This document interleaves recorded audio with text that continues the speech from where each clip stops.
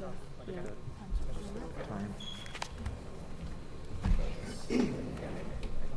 Yep. Yeah, totally. We're gonna have a smaller group tonight? That would be interesting. I don't know.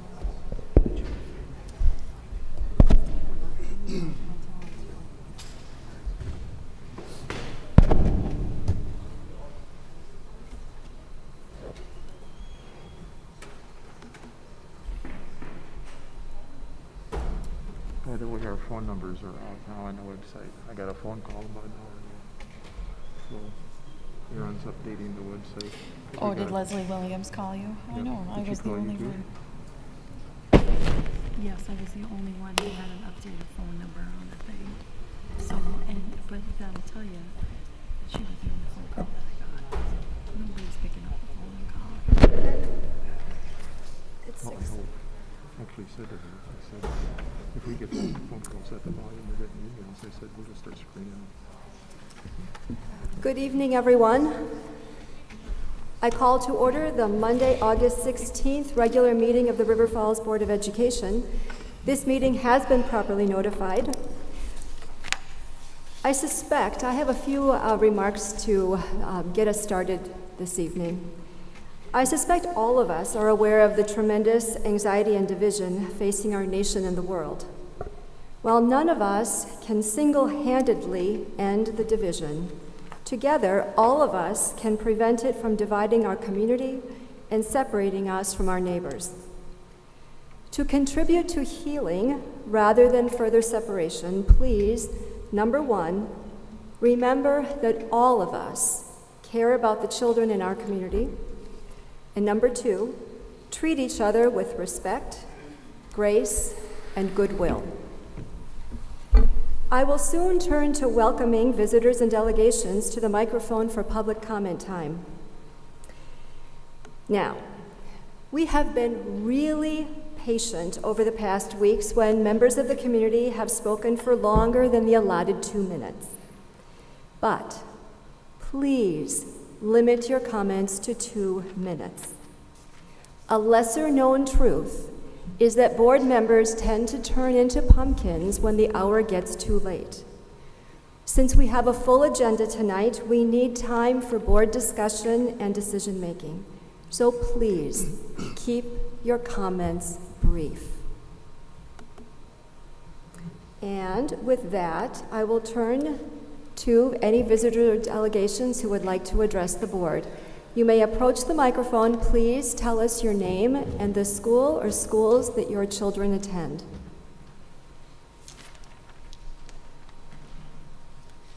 My name is Roland Hartke.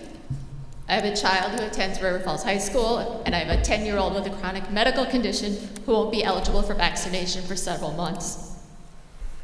I don't want to be here tonight. There's a lot of people who don't want to be at these meetings speaking at a common microphone, indoors. A lot of those people understand the virus. They understand the Delta variant. I'm only here because I find it inconceivable that some members of the board and school leadership are willing to risk the lives and future health of our students because of a minority public backlash based on misinformation, intentional or otherwise. I feel terrible for all of you. I cry for you. I literally cry for you some nights. I know that no matter what you do, you are going to be hassled, and I am so sorry. I really am. But that's all the more reason to do the right thing, to be ethical. Please, every reliable scientific source in the United States is asking you, begging you to require masks, from the CDC to our local pediatricians to our local world-class epidemiologist. If any of you have not seen the letter from the St. Croix County Health Department Officer A.Z. Snyder, I have extra copies. It begs the board to require masks. There are not two sides to this issue. It's not he said, she said. We don't teach the controversy of a Earth-centered universe in my astronomy class. There aren't two sides. I know it takes courage to be a leader. Please be a leader. even if a vocal minority is going to hassle you. Even if it were a majority, which it's not, you need to be a leader, just like during the civil rights movement. People had to go through a lot to be leaders in their community and to do the right thing. I received an email from my child this week that said classes are, quote, very full. I guess that tells us about spacing. Sure, only a few kids die from COVID. Only a few parents, only a few grandparents. But who will that be in our community? And do you want to pick? I know that you want to follow the wishes of your community, but you see a disproportionate number of misinformed people here because the rest of us are watching at home where we should be. Please listen to the people who know what they're talking about. The Department of Public Instruction is begging school districts. They can't mandate it, but they are begging school districts to require masks, as is the CDC, as is AZ, as is our local pediatrician. I contacted the Department of Public Instruction to ask what I could do. One idea for parents, I know that you're worried about losing students to private school, to homeschooling, and I understand. I really do understand that risk and what it would do to the district, but we have to act too. So I just want parents to know that if you homeschool your students for the first 3 weeks of class, the DPI says if the student does not attend instruction for any part of the day before and on the September 17th, 2021, third Friday count date, that student will not be counted in the district, and therefore the district would be at risk of losing some of their $13,500 of funding per student. Please listen to the experts. You have a self-selection effect happening at these meetings. Thank you for your service. It takes hundreds of hours, you guys. But please do the right thing. Please.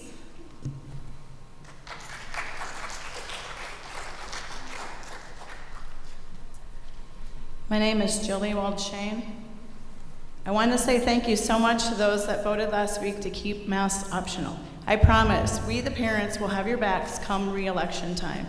Having a mask choice is imperative, as health options aren't a one-size-fits-all. For the rest of you that voted for masking our kids, please stop placing this burden on our children and stop protecting yourselves politically. Do the right thing. Keep masking optional for the 2021-2022 school year. Thank you.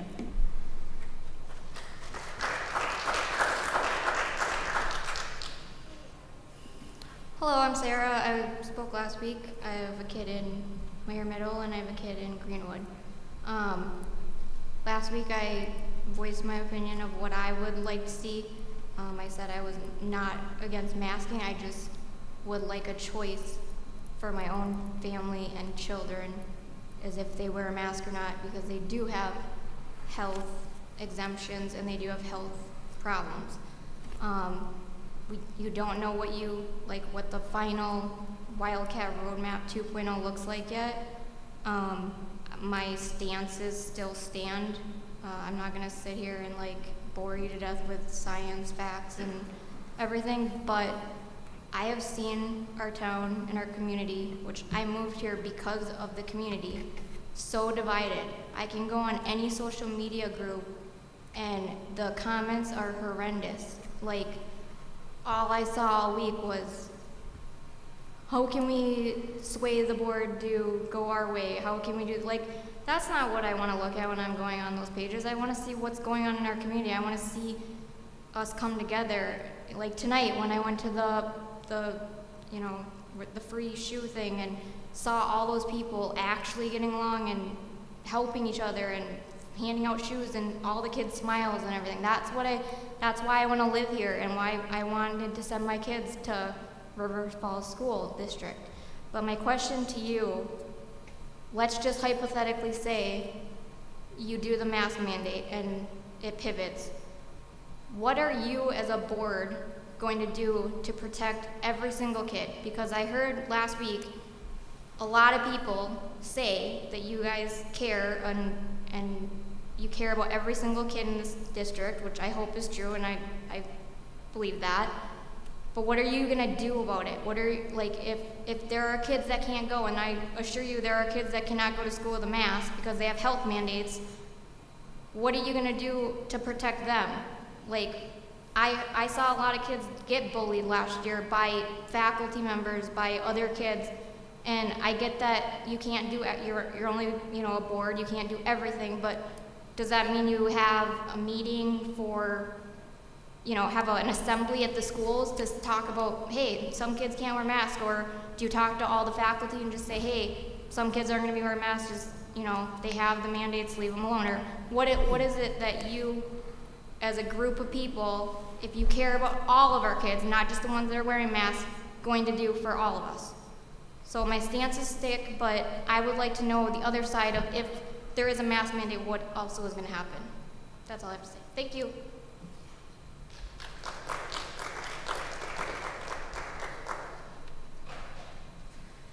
Hello, my name is Abby Van Stone, and my children are here tonight. They go to Westside Elementary. I just wanted to say that, like many parents in our school district, I'm terrified of sending my children to school in person, but due to a brain tumor diagnosis and an invasive surgery scheduled for next month, I'm unable to assist them with virtual school. You all have more power than I do as the mother of young children who are too young to be vaccinated to most effectively protect my children, and you're not doing it. The CDC, the AAP, and Dr. Morgan have all recommended that you mandate masks to most effectively protect all of our children, and you're not doing it. And all because the very idea of legitimizing the actual, scientifically proven risks of this virus anchors those who have politicized it.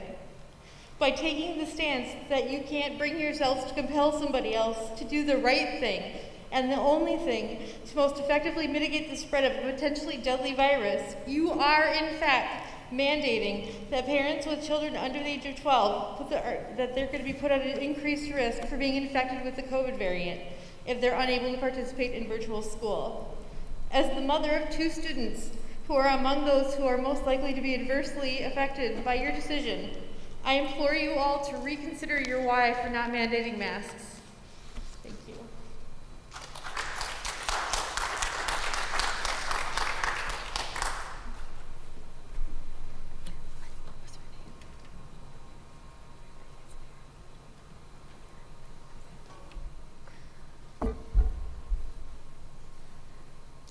I'm Richard Sandstrom. I have 2 kids here, one going in the middle school and one in elementary school.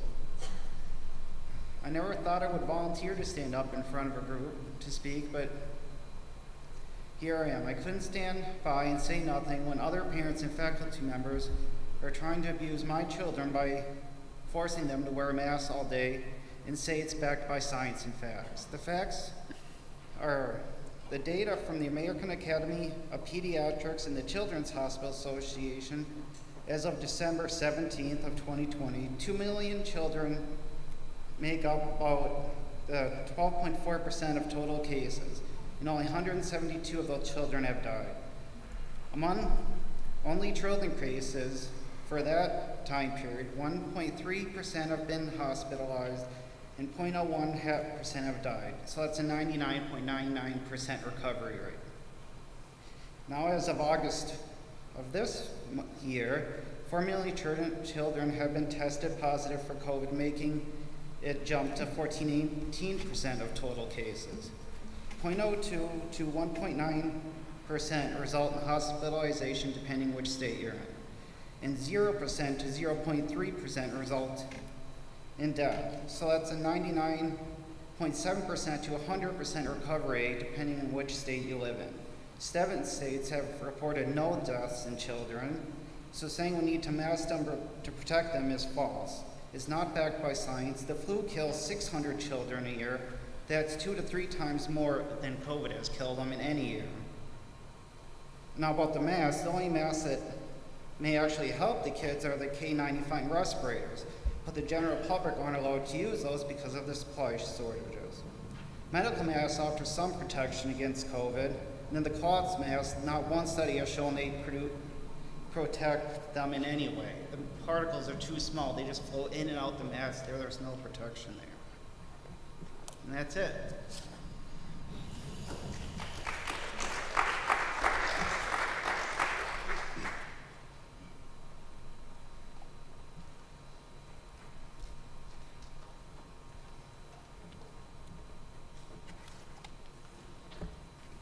Good evening. My name is Mike Gardner. I'm a resident of River Falls. My particular topic is the EID program within your school district.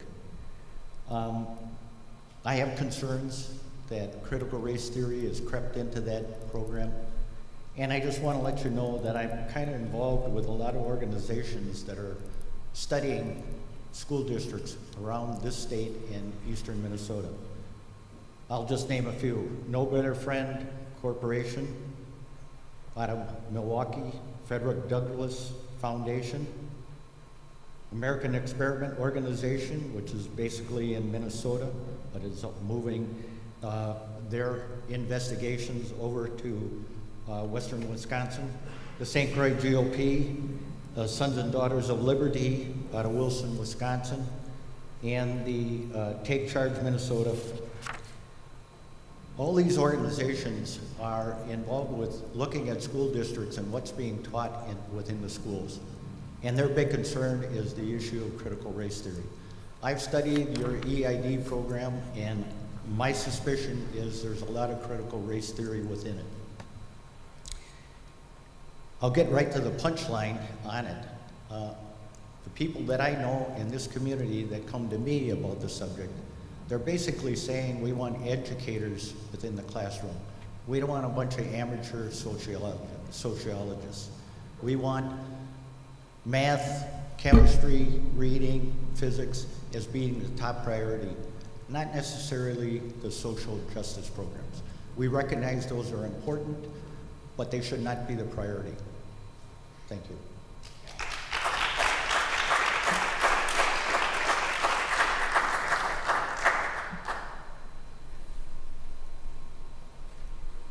My name is Martin Kretzman. Got 3 kids here in the district. I spoke last week as well.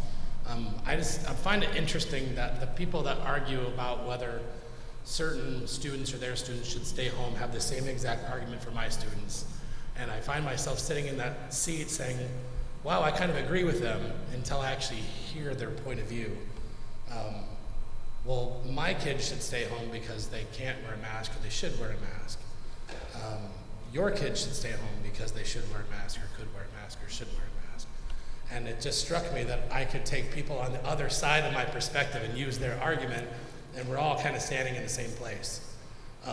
And that just struck me as interesting. I'm not going to use my whole 2 minutes tonight. I do appreciate your time. I've been really critical of this format before, and that was probably unfortunate. I feel, I'm not going to use the word sorry, but I get frustrated that there's people that get so emotional that they say, well, don't make me send my kids to school because they're sick or whatever. If you have concerns, keep your kids home just like I would at any time. I keep my kids home if they're sick. I keep my kids home if I think that there's a risk. That's what I do as a parent. I'm asking that you keep masks optional like you did last week. And keep that in mind and give us a choice. I'm not anti-mask. I said that last week. I'm not anti-vaccine. I'm not anti-science, which I get accused of all the time. I'm just pro-choice for my kids and my health. That's it.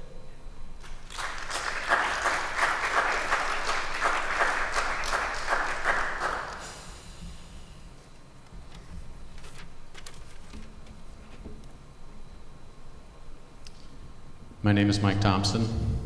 I have a deep appreciation for what you're going through. As you know, I was on that board for the last 3 years, and I think the last speaker really hit the nail on the head, which compels me to want to reiterate just a couple of things. You hear all kinds of factors that people bring up and details, but there's 2 fundamental things, and one of them is around being proactive about creating a safe environment for our students, for our staff, for our volunteers, for everybody who comes into our buildings. And I know for the 3 years that I was on the board, that was a foundational principle that we always followed when we made decisions far less difficult than what you're faced with now with COVID. But I just implore you to maintain the the use of that foundational principle of what is the safe thing to do? How do we be proactive and continue to create a safe environment for our kids? And I know you're thinking about that as you go through the decision-making process. The other one is a lot of science gets thrown around. And as a person who has a doctorate in molecular biology, I follow the science maybe a little bit more than a lot of people. And I'm not going to litigate the science here. That actually is done in the scientific community. It's called peer review. But I just want to express the view and encourage you to remember that the science is not undecided on this issue. I would challenge you to find a single issue on the face of the planet where there is 100% agreement amongst everybody on all of the details. Probably doesn't exist. It's just like it doesn't exist with this issue.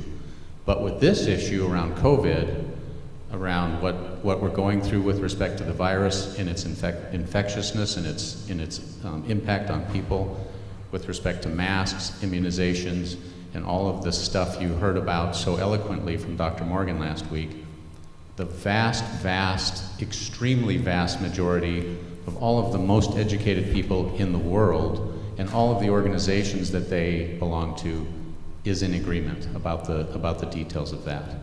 And I'm not going to reiterate what those are. You heard it very eloquently last week, so I just wanted to remind you of that.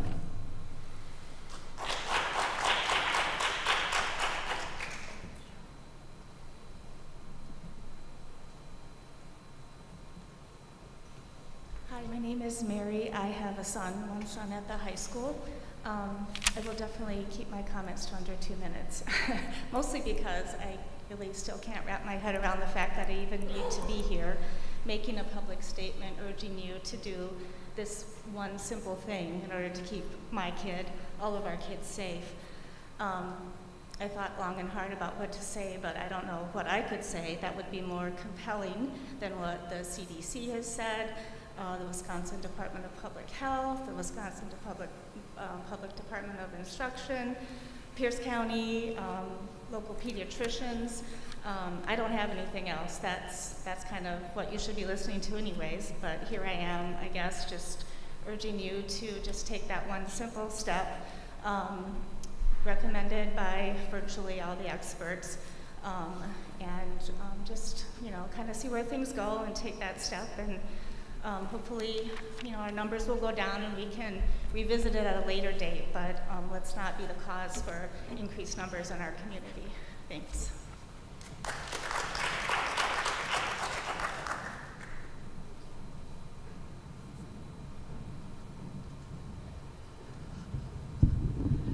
Good evening. My name is Jan Jablonski, and I would like to make a comment from a former speaker. When I got the incumbent literature during the school board elections, I had some red flags raised in my mind. The former speaker who talked about critical race theory, I felt had some points too. I spoke with him briefly. I would like Mrs. Myers, probably because I have spoken to her, to explain equity and to give us an example of what that means, because I feel many people that I talk to think of it as equality. And I would like a definition that is clear and probably some examples of how your school is using that or will be using that particular term. The inclusivity, I would guess, goes along with the E and EID, and diversity, the same. But I do think that the equity does need a definition, and we do need a couple of examples as to how the school is going to use it. I'm concerned that that will be in history classes, social studies classes, civic classes that can easily slide into the critical race theory. I don't know if you can answer that during this time or if you will address it, Mrs. Myers, whenever. But that was my concern, is that all of the incumbents agreed that the EID was pretty important. As a matter of fact, there was very little about academics in your literature. Most of it was teachers, staff, not so much about kids. And for me, the basics are the real critical factor. Social and emotional development can be done in the home, and I recognize we have divided homes. The situation isn't the way it used to be 20 years ago when I taught, and we do need to address those, but they can't be a priority. Thank you.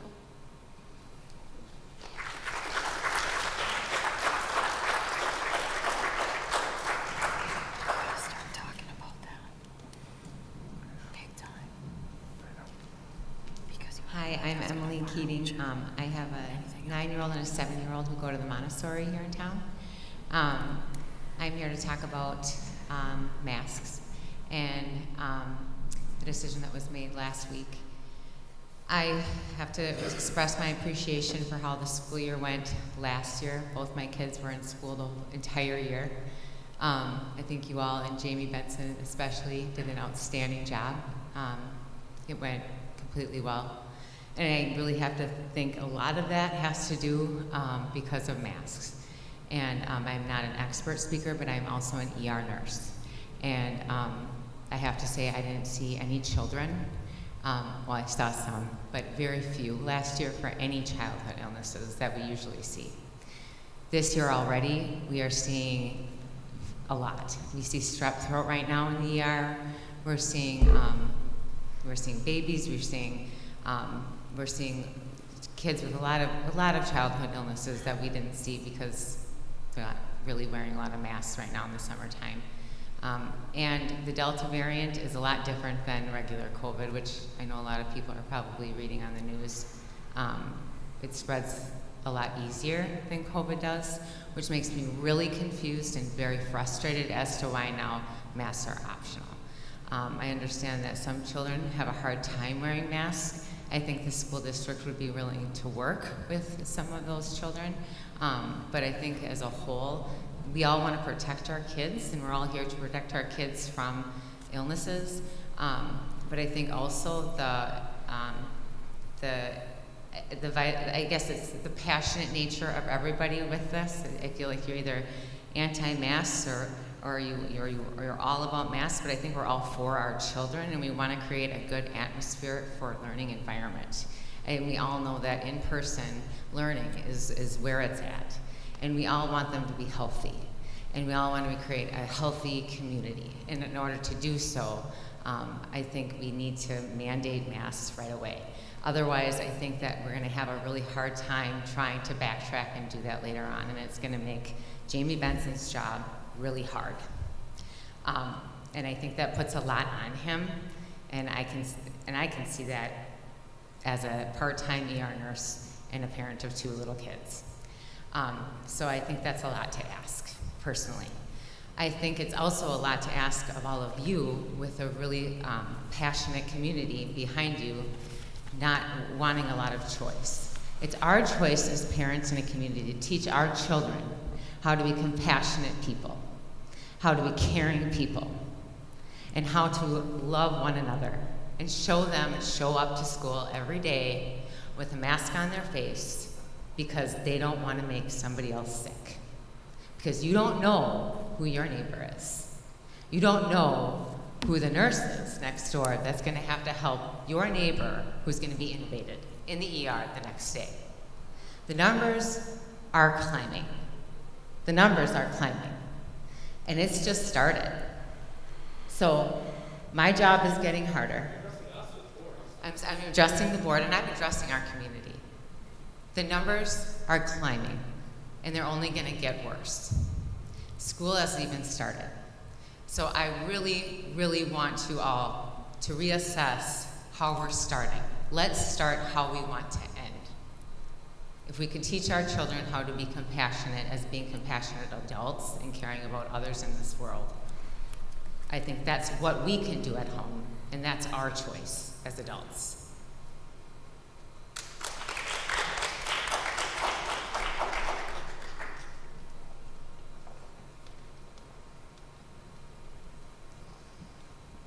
Hi, my name is Liz Allen. I have a 13-year-old in school. I'm 73. This isn't just about protecting our children, this is about protecting the people around our children and spreading this illness around. You know, last time, I understand from your meetings you saw a chart that said 29% of the COVID victims were me. So it didn't really matter, but that's specious. The people that we're protecting are the people on either side of our kids as well, and our community. And also to look at the COVID alpha documentation is gonna throw us off. We need to have forward action on this and take a look at what's going to happen in the future. We didn't do it the first time this pandemic hit, and now's our opportunity to do it right, regardless of our politics or what we happen to think. As the last speaker so eloquently said, it's about people. And I'm here to stand before you and tell you that I have a weakened immune system. I'm not looking forward to getting sick with anything, whether I die or not. I don't want to have my health, which is robust to a point right now because I built it up, undermined because of somebody else's decision. And when you're placed on a school board by the people of this town, you have an obligation to represent the majority of all of us and at least keep us safe.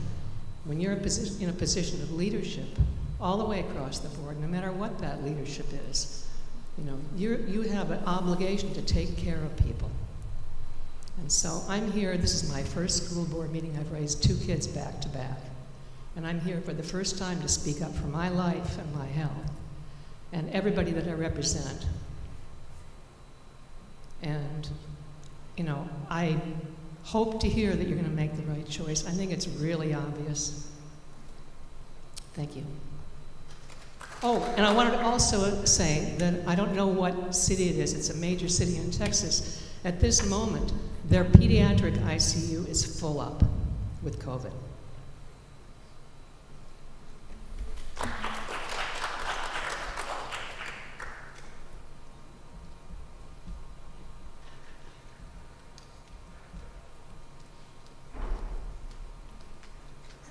Hi, Sarah Bachland. So I just heard what the lady prior to me said, and please note that a patient going in with COVID and dying of COVID, they're 2 different things, right? So keep that in mind, please. And I did time myself, it's 2 minutes. Jamie, you've been laying out your case of why you're going to have masks. Case counts, we can pivot. We need to keep our kids safe. Cindy, not to pick on you, I know you care deeply. Cindy states why we need to listen to the CDC, and worse yet, why we need to incentivize people to get their vaccine. This way of thinking is so incredibly wrong. Parents who want to prove that they have had their vaccine, or their kids' vaccines don't have to quarantine, you're just steps away from getting sued by parents for discrimination and next segregation.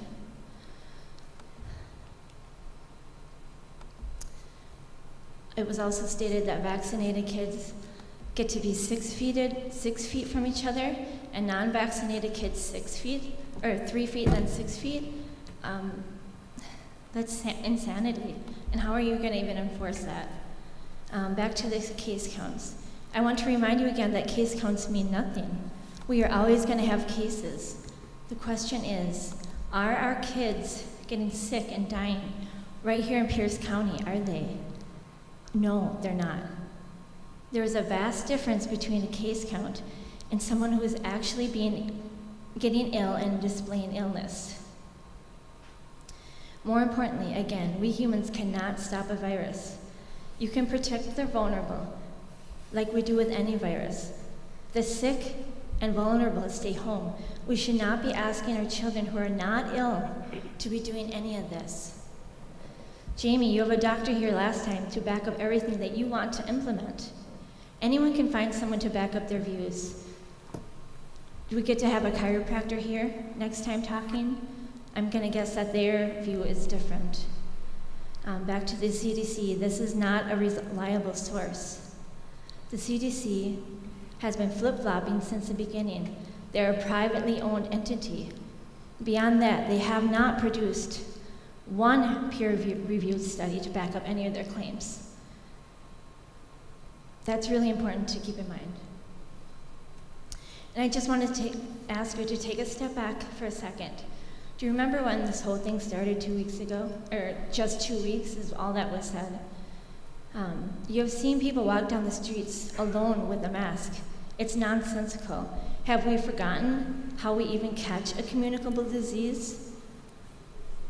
I'm gonna go out on a limb here and say you've been played. There's a bigger picture you have missed while being so focused on fears. Your fear of your child getting sick, which is no worse than the flu. Your fear of being sued, your fear of losing school funding. In Jesus' name, fear is of the devil. So in the name of our Lord Jesus, I command fear to have no more hold here.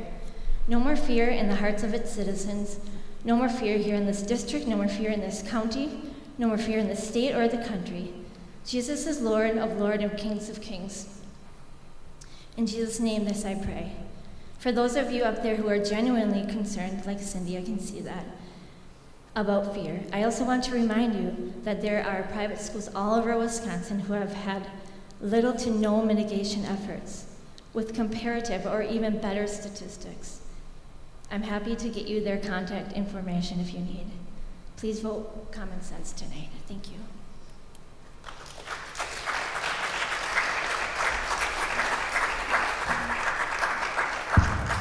Hello, thank you for this opportunity.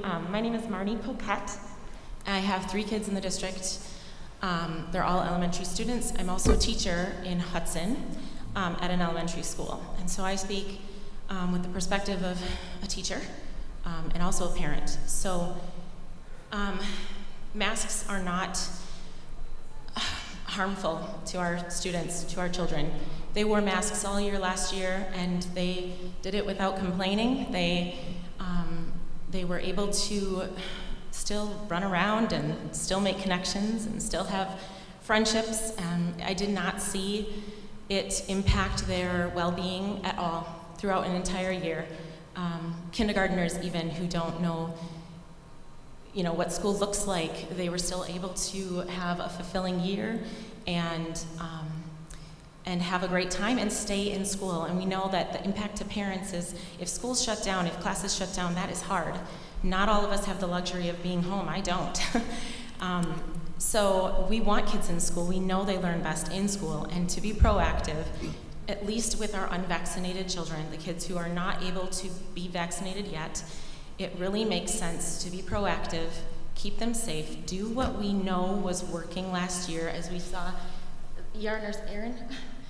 Emily, she said numbers of everything else are down. Strep throat, our superintendent, we just had a meeting about this as teachers and our superintendent. All the numbers, strep throat, flu, they're down. We didn't have a single class that said, I'm missing 7 today because of the flu. None of that.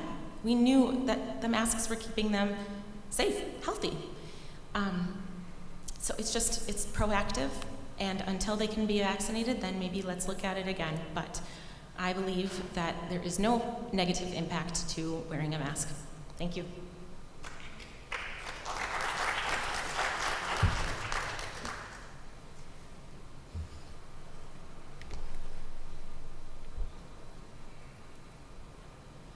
Hi, I'm Fisher, an 8th grader going into my middle, and I have a medical condition that I cannot wear a mask.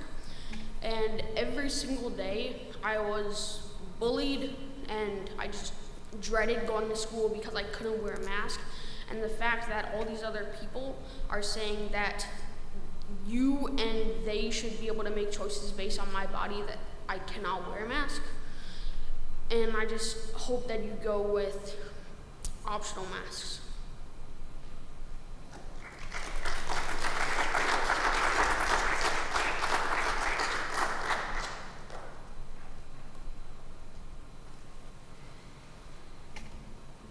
Angie Krause, River Falls. I just want to thank you for the votes last week, the 4 votes that we got for masks optional. the kids thank you as well. A few afterthoughts that I have. The 3 foot, 6 foot is not possible in my opinion. The teachers will find it very difficult. I know you guys discussed that last week as well. I just think it's absolutely impossible to keep track of that. Case counts, case-demic, you've heard that too. This is like just what Jamie reiterated last week is saying over and over is the case counts. I think we can assume maybe the cases will go up. We just have to acknowledge that the kids aren't getting sick. I mean, they went through school all last year without an issue with the ineffective masks, obviously with aerosols being able to spread, that the cases remained pretty low. I am concerned with sending my daughter because of your discussion to pivot. I don't think that's fair. You know, that you choose masks optional and then in a month or 2 or 3 or 4 months you decide to, you know, I mean, then what do? I have to pull my kid out of school and figure it out. It's confusing. Another concern is that you truly believe your mitigation efforts are going to do something to stop or eradicate this virus. It is not going anywhere. COVID is not going to be, you can't stop the spread of it with your masks or your mitigation. It's not possible. It's going to run its course. So I just feel like that's a really important thing to acknowledge. Are we gonna mask forever? I mean, is that what we're gonna do? There will always be a variant. The doctor said last week the kids are in the hospital with COVID. There's a big difference between being in the hospital with COVID versus being in the hospital because of COVID. Cindy last week was proposing that if you can prove you have been vaccinated, you don't need to get sent home for the 14 days. That there needs to be an incentive for us to get vaccinated. Wow. You all know that people are getting COVID after vaccination, so here you sit on the board and talk about that, it blows my mind. And it's really ugly, actually. There are treatments for COVID, very successful treatments. The district's doctor didn't talk about this last week. The doctor also mentioned vaccine immunity. Natural herd immunity is more effective than vaccine immunity, as the shot has been proven pretty ineffective at this point. We do need unbiased doctors to help educate. PCR tests, are they still using these to determine cases? If so, then why? It has been deemed an ineffective test and is being recalled in December per the CDC. I'm still wondering if we're bringing the testing into our schools. I've heard nothing. There's no talk about it. I don't know what's going on with that. The PCR can also not distinguish between the flu and COVID. Lots of false positives. And last week I just wanted to mention no clapping from Stacy. It was a celebratory clap, and I don't think it was disruptive at all. Kind of ruined the moment, actually. The audience got shushed. It was just very disrespectful, in my opinion. Last week, the board did make masks optional for all of you begging and pleading to mandate the masks. So I just wanted to remind you all of that, that they are optional right now. So thank you.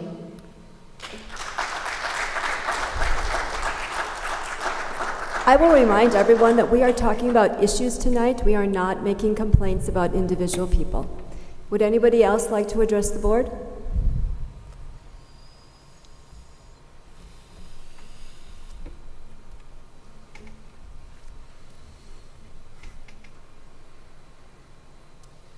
My name is Roxanne. As you know, I've been up here a few times, and I have a high schooler here at River Falls. And I wasn't going to speak about anything tonight, but after a few comments, I just wanted to make a comment that In your discussions last week regarding the close contact tracing, which is kind of near and dear to my heart, I did hear the comments by the board of suggesting that maybe we have separate protocol for those with vaccines and those without. And I just want to say that I hope that you, if you decide to go this way, that you have completely done your homework when it comes to segregating people like this regarding the HIPAA law and things like that, because we're trying to unify our community and our children and not separate them even further. So we go mask, no mask, vaccine, no vaccine. And again, the vaccine is not 100% guarantee of any of this. You've seen the numbers going higher and higher of people being vaccinated that are getting COVID, people that have had the vaccine that are carrying the variant. And again, this isn't going away. So I hope that you legally have done everything you can should you decide to vote that way, because I'll guarantee you will have parents that will be coming in here regarding the protocol and how their child is handled with a vaccine or not a vaccine.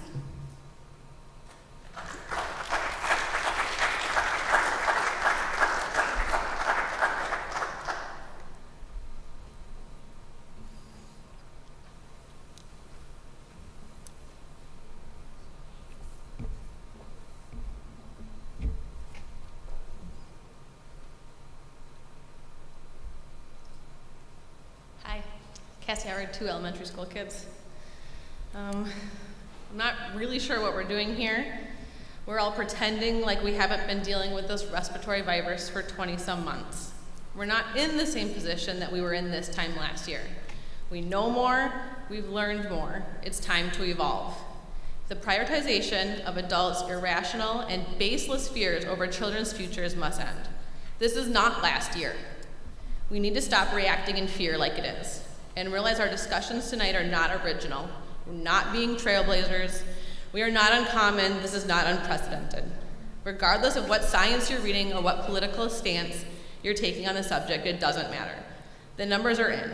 Across the world, countries have put on mask mandates and lockdowns, and countries have done nothing and let their adults make safe and common sense decisions. Across our country, states have done mandates, lockdowns, mitigation measures, slices of cheese, if you will. And states have done none of that.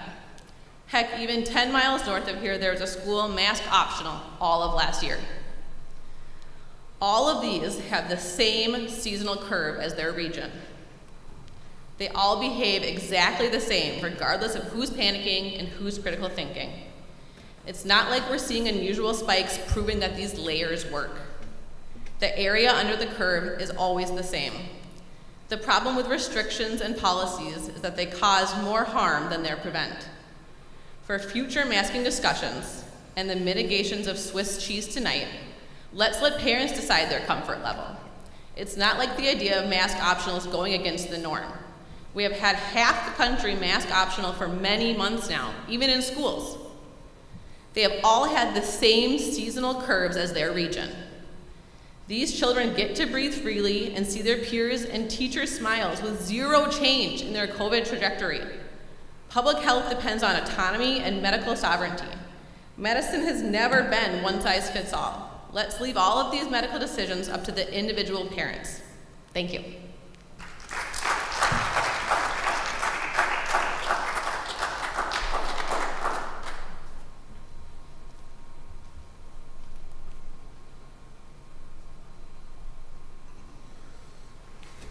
My name is Levi Carell. I got 2 kids, one at Rocky Branch, one going into high school. I like to just keep it short. I'm for optional masking. I would like everybody to be able to choose what they want to choose when they want to choose it. That's all I got. If we go full mask, I'm going to take my kids out. That's all I got.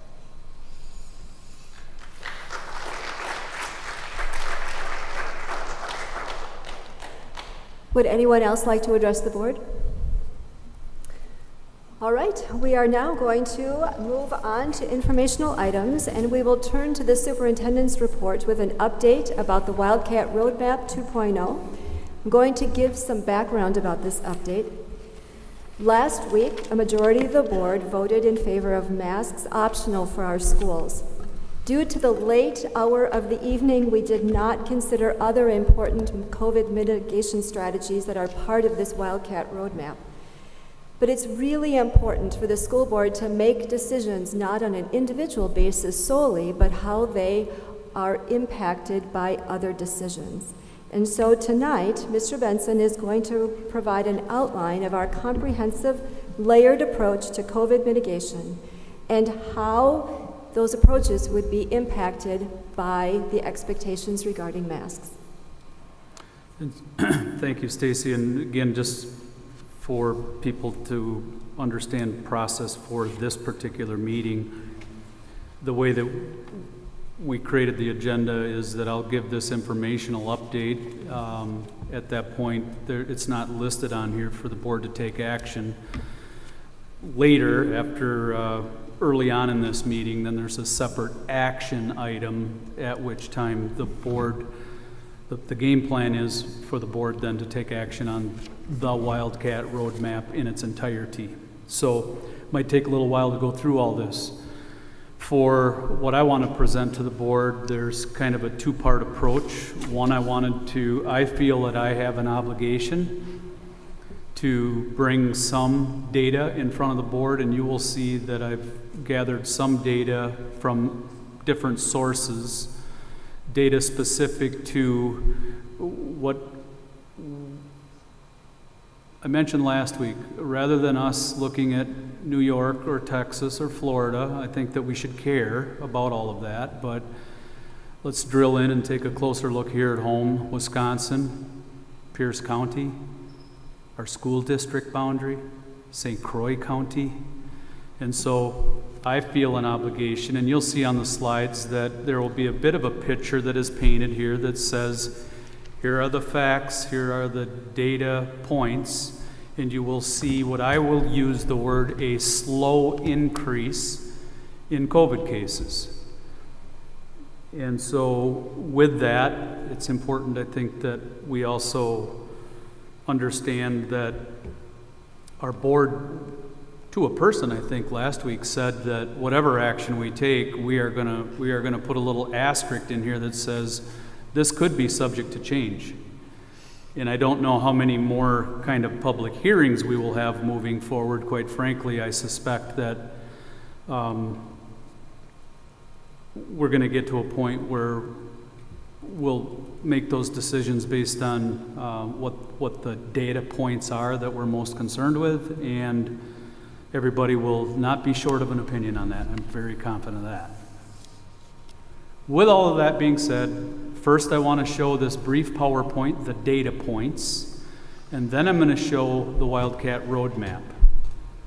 Pause, couple of other agenda items, then the board will take action on the Wildcat roadmap. So Aaron, you have that slide up. Thank you. Next slide, please. I listed just 3 of our really 6 main guiding principles. I consider them to be kind of our values. What are our values in relation to making all of these decisions? In that second bullet, certainly safety. Everybody cares about safety. All of us do. But that second bullet, the in-school learning opportunities, that's a real high priority. That one of the most significant learning lessons that we have from last year is that we didn't care for the number of days that our kids weren't here at school, the number of weeks they weren't all here 5 days a week. A goal is to, let's do better at that. Let's get them in here more face to face. Next slide, please. So some of the data points, you hear people commenting about hospitalizations. It's really not all that bad. I would say this slide says, well, I don't know if I would want to pin any words of my own to say whether it's all that bad or not all that bad, but these are facts. I don't believe the people that created this information are liars. And so there it is. You can determine from this data whatever you want to take from it. Does it show a massive spike? Nope. I put a red arrow in the top right corner to say, is it starting to climb? Yup. And there's other information listed there as well. Next slide, please. There's another website. You can go to the Wisconsin DHS. I put the link on there. It's a 7-day rate thing. It's something that we referred to often all of last year. Every time we put these numbers in front of the public and the board, this was kind of a go-to site for us. And we were even comparing ourselves to surrounding districts. I'm not going to get into that right now. Next slide, please. This is a Pierce County website. Arrows on the far right side. Green arrow says that on July 17, we had 4. It's the number of new confirmed probable cases by week. So in the week leading into July 17, the growth that occurred in that time span for a week, there was 4 new cases. Today, August 14th, in a week, there's been 39 cases. Am I an alarmist? Am I saying that means everybody's going to die? Am I saying that? No, I'm not saying anything. These are just facts. You take it for whatever it's worth. I feel I would be remiss to not provide some of that information to our board. Next slide, please.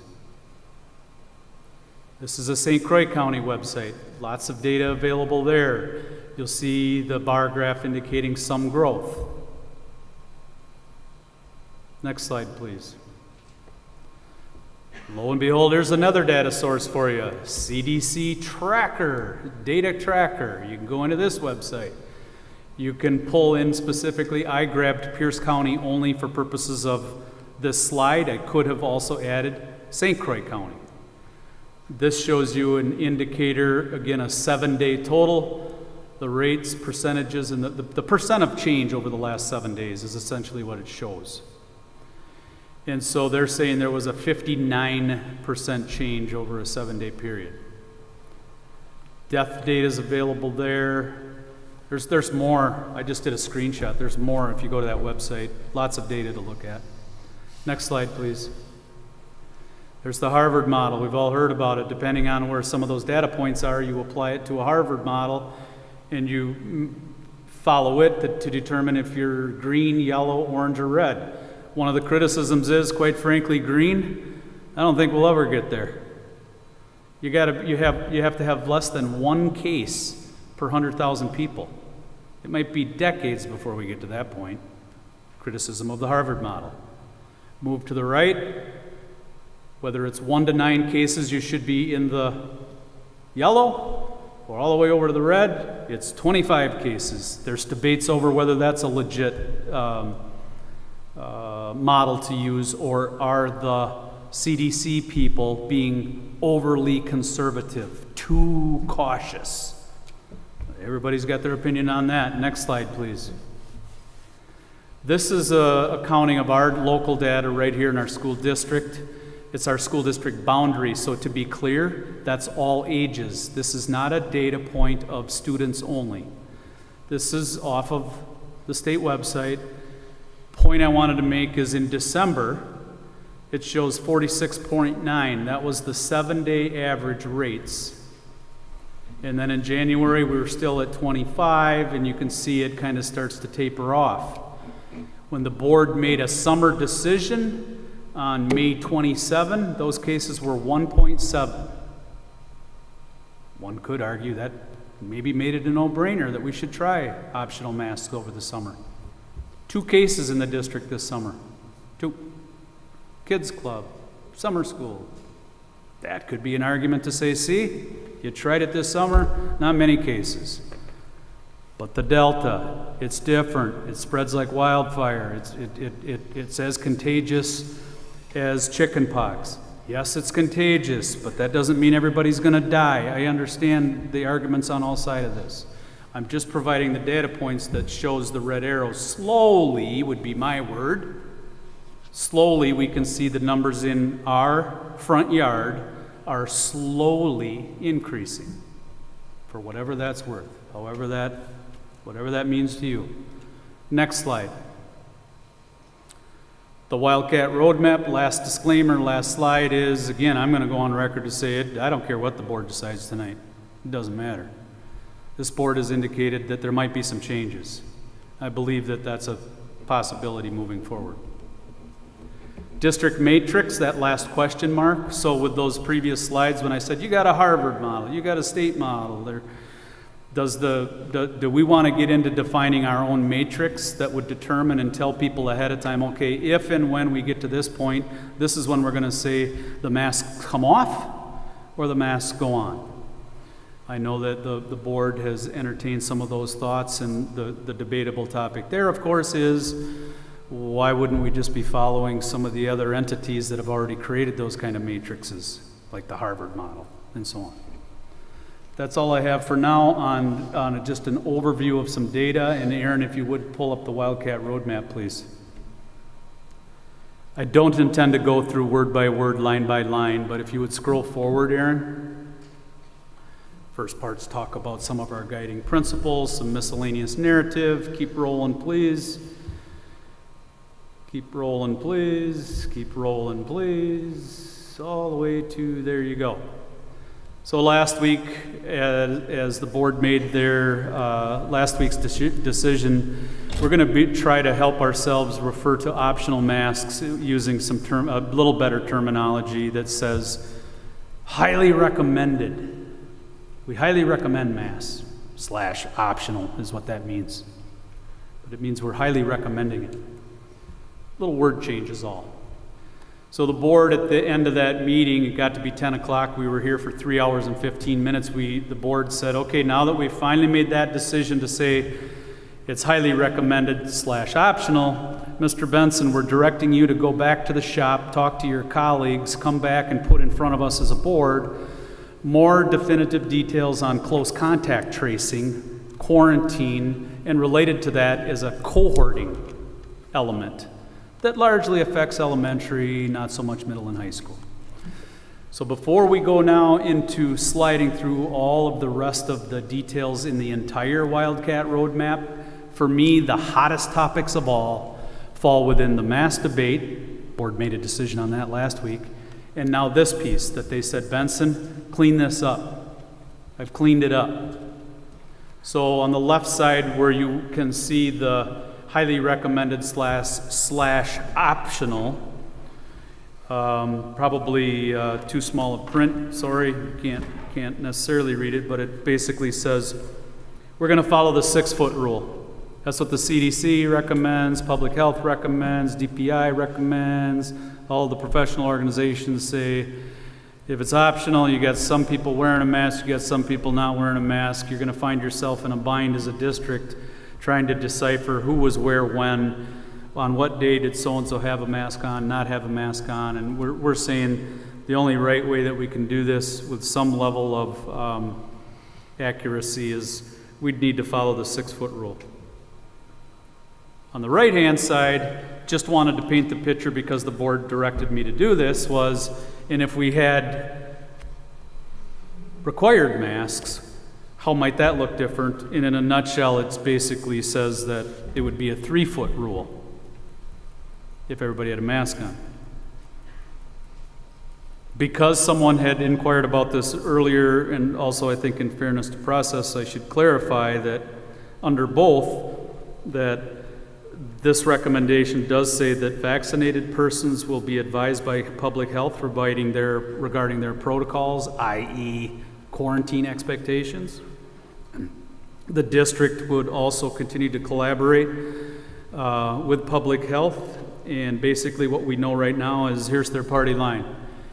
If you were identified as a close contact, you should, and you've been vaccinated, you should put on a mask for 14 days.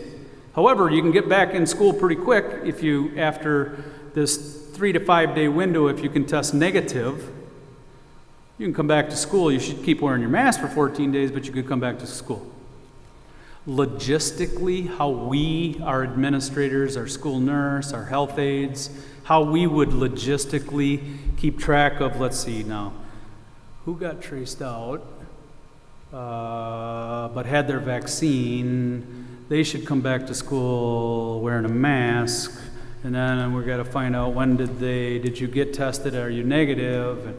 And that logistically, we're just calling it the way it is to say that's going to be pretty challenging for us to really do that right. This says, but we'll try to. We'll try to follow what what the recommendations are, but admittedly, we're going to get on with some other work sometime pretty soon in this district. We're going to focus on how we're going to have our priorities around curriculum and instruction. I'd like to talk with the board about the amazing summer school professional development that our teachers have been engaged in. We're going to talk about our strategic vision moving forward for all things non-COVID related. We got to get on with some other important things. We're going to have to make a decision, and we're going to have to move on now, soon. So before, next slide, we'll go one more quick slide here, because I think there's a bit of a relationship, and I want to make sure the board understands this cohorting topic. So we had a lot of conversation, again, as recent today with our administrative team, and we wanted to make sure that how we kind of paint this picture out. You see the boxes that are green and cream color on over to the red shade and so on. The reason the middle one, flexible grade level cohorting, is in bold is because we're saying right now that would be our approach. We're also trying to paint this picture, and Aaron, I don't want you to click on the link, but if you were to click on that link to the left, it would explain more details on, well, what do you mean by flexible grade level cohorting? What do you mean by flexible cohorts within a school? What do you mean by flexible cohorts within a classroom? So, again, without getting into the weeds too far, and frankly, I've asked our elementary principals to be prepared to see if the board has any other questions of inquiry about this whole cohorting. I'm saying we would come out of the gate based on the current masking plan, as well as if it was masking for everybody. We think we got to loosen up a little bit on, I'm going to say loosen up. I should be more guarded and not use that term. I'll try to correct myself. That there's some things that we would do to further mitigation, like not having first graders mingling in a closed space with fifth graders, but we might be able to say it's important educationally for all of the third graders at times to be intermingled with their other third grade classmates, some that are in their classroom and some that are in a different third grade classroom. So the CDC, by the way, says you don't even have to do cohorting the way we recommended it last year. Asterisk. If you're all masked, cohorting is irrelevant.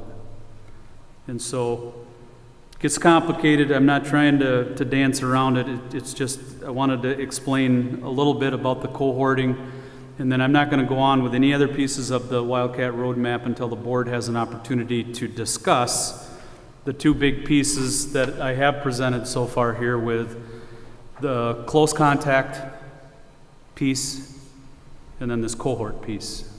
So I would ask if the board has any questions regarding the way this is presented to you here tonight. All the discussion will wait. This is just questions of clarification.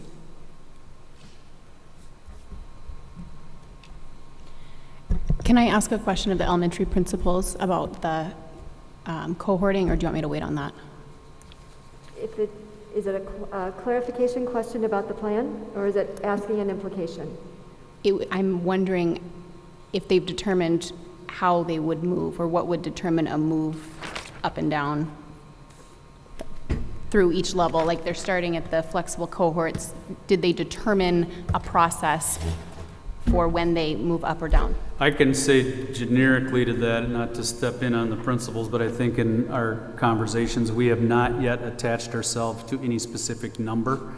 That when the case numbers grow this high, when the hospitalization rates grow this high, when the whatever goes this high, that would cause us to shift. We have not defined a number to that at this point.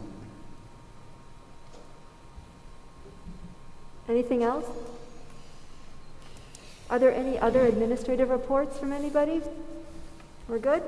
All right, then we're going to move on to academic and career planning updates, and we have our friends from the middle school as well as our college and career readiness coordinator, Melissa Hansen.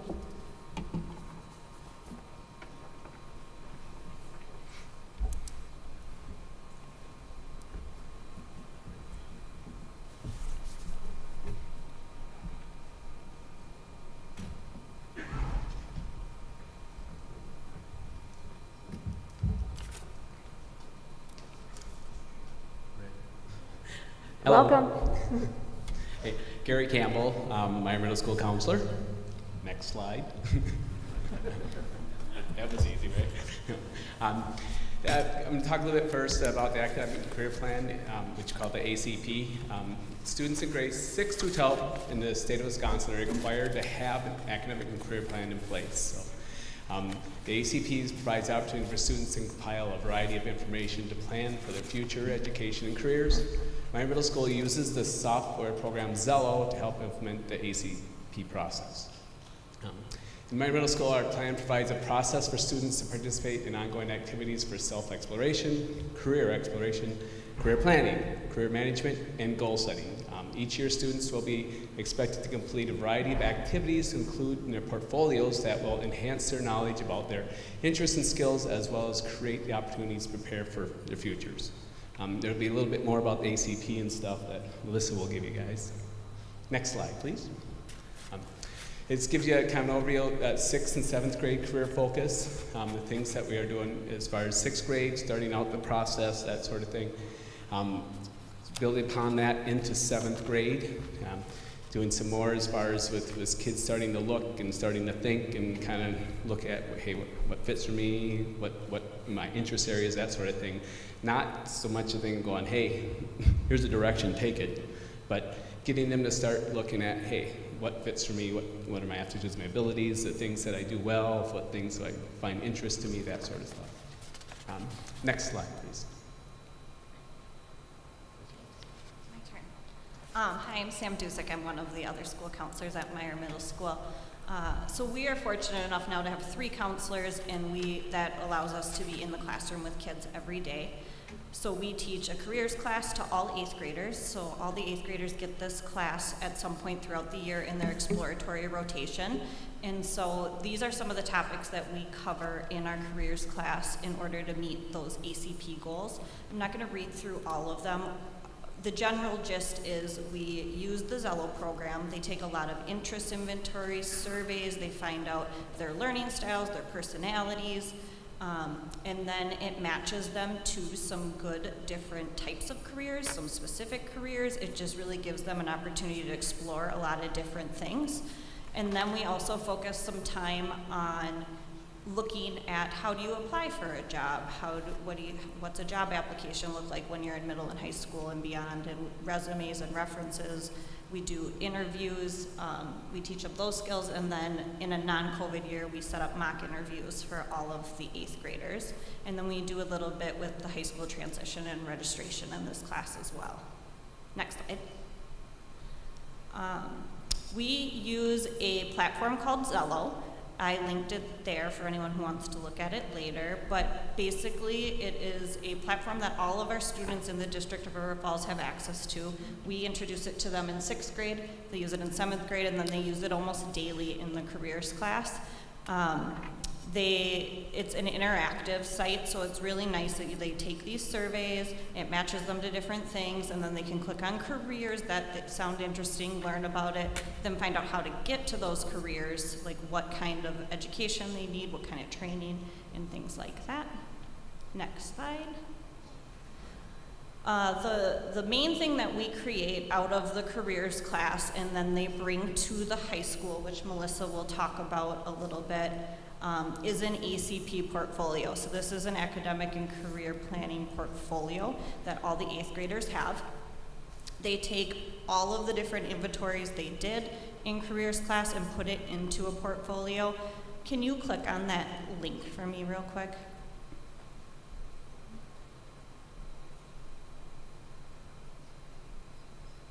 This is just a blank document of it, and I won't go through the whole thing, but each kid creates a slideshow, and it has an About Me section where they're adding their interests and personality styles. You could just click really quickly through it. And so we put some character education in there, and you can just keep going. So they're putting all of their results into this plan. They're setting goals. They're looking at their career future, their skills, what would be good matches for them. They do a career research project and presentation to their classmates on a career that seems interesting. and then they figure out how to get to those careers and what they want to get involved in high school. We have them upload this onto Zello so that they all have access to it when they get to 9th grade, and they can build on it as they get into high school. All right, you can go back to the other slides. Next one. The last thing we do in our careers class is have a student and parent ACP conference. So the school counselor that's teaching the careers class meets with parents and students in groups, and then we're able to show them that portfolio that the 8th graders made, and they can talk about their different career interests and paths and tie that into what classes they pick in high school and how it will help them figure out their future ideas. All right, next slide. I'm Jordan Seifert. I'm one of the other counselors.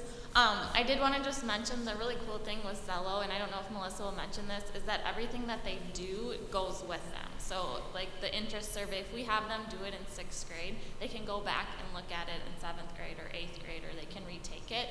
And I always find that to be really cool because students are going to be like, oh my gosh, I wanted to be a race car driver, or like that's completely changed or it stayed the same. So that's what's really cool, that it is a 6th through 12th process and how we can kind of transfer that to the high school.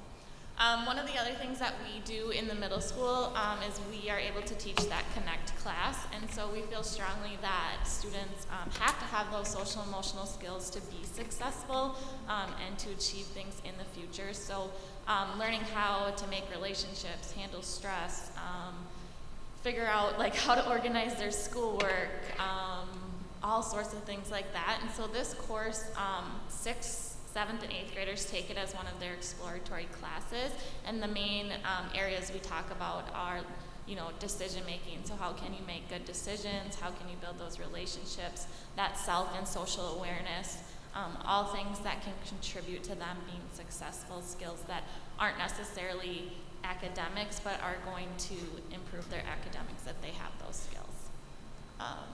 You can click to the next slide.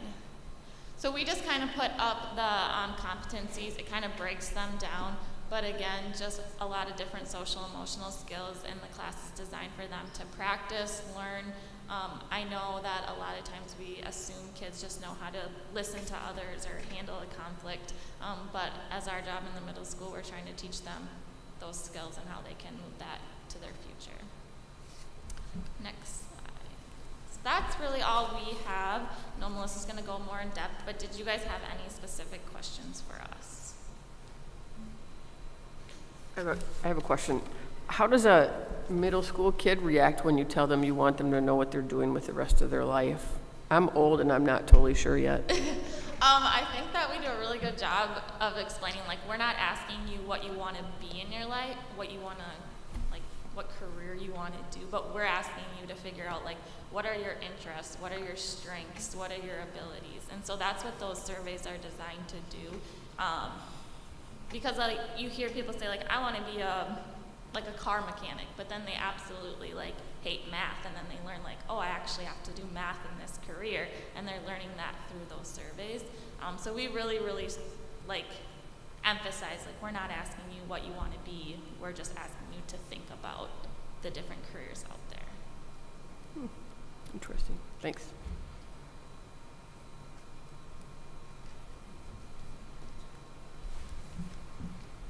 While we're transitioning, I just want to say thank you to this team at Meyer Middle. They've done a phenomenal job.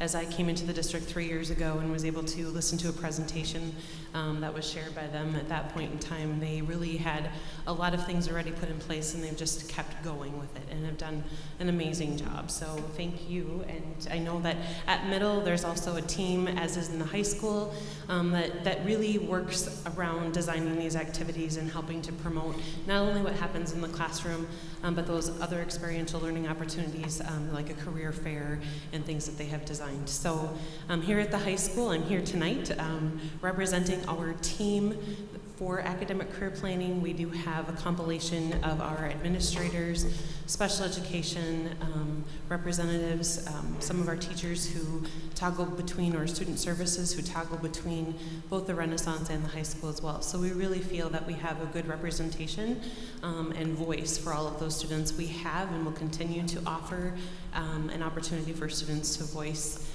their comments and questions too in the process as we continue to develop what you're about to see tonight. So, Erin, would you move it forward, please? So tonight I would like to just briefly look at the framework again. Kind of, we've been here before. We have some new members, but just to really put some context around what you have been seeing over the course of the last couple of presentations and how it all weaves together. We have presented at the last two at the last two Ed Program committee meetings, and just want to wrap that around to give a good perspective of where we have been and where we would like to go. All right, so let's take a look at framing our work. When I took this position, I think even myself, I had to ask myself, college and career readiness, what does that mean? And oftentimes I get asked, what does that really mean? And Wisconsin has done a good job of providing a framework for that definition of college and career readiness, essentially wanting all of our students to be academically prepared and be socially and emotionally competent, having the knowledge, the skills, the habits to navigate their journey through life. And be immersed in a rigorous, rich environment where we're offering just a broad spectrum of experiences for students to experience while they're in high school. I did share with you, as I mentioned, redefining ready. So in July, we talked about that data and what that looks like.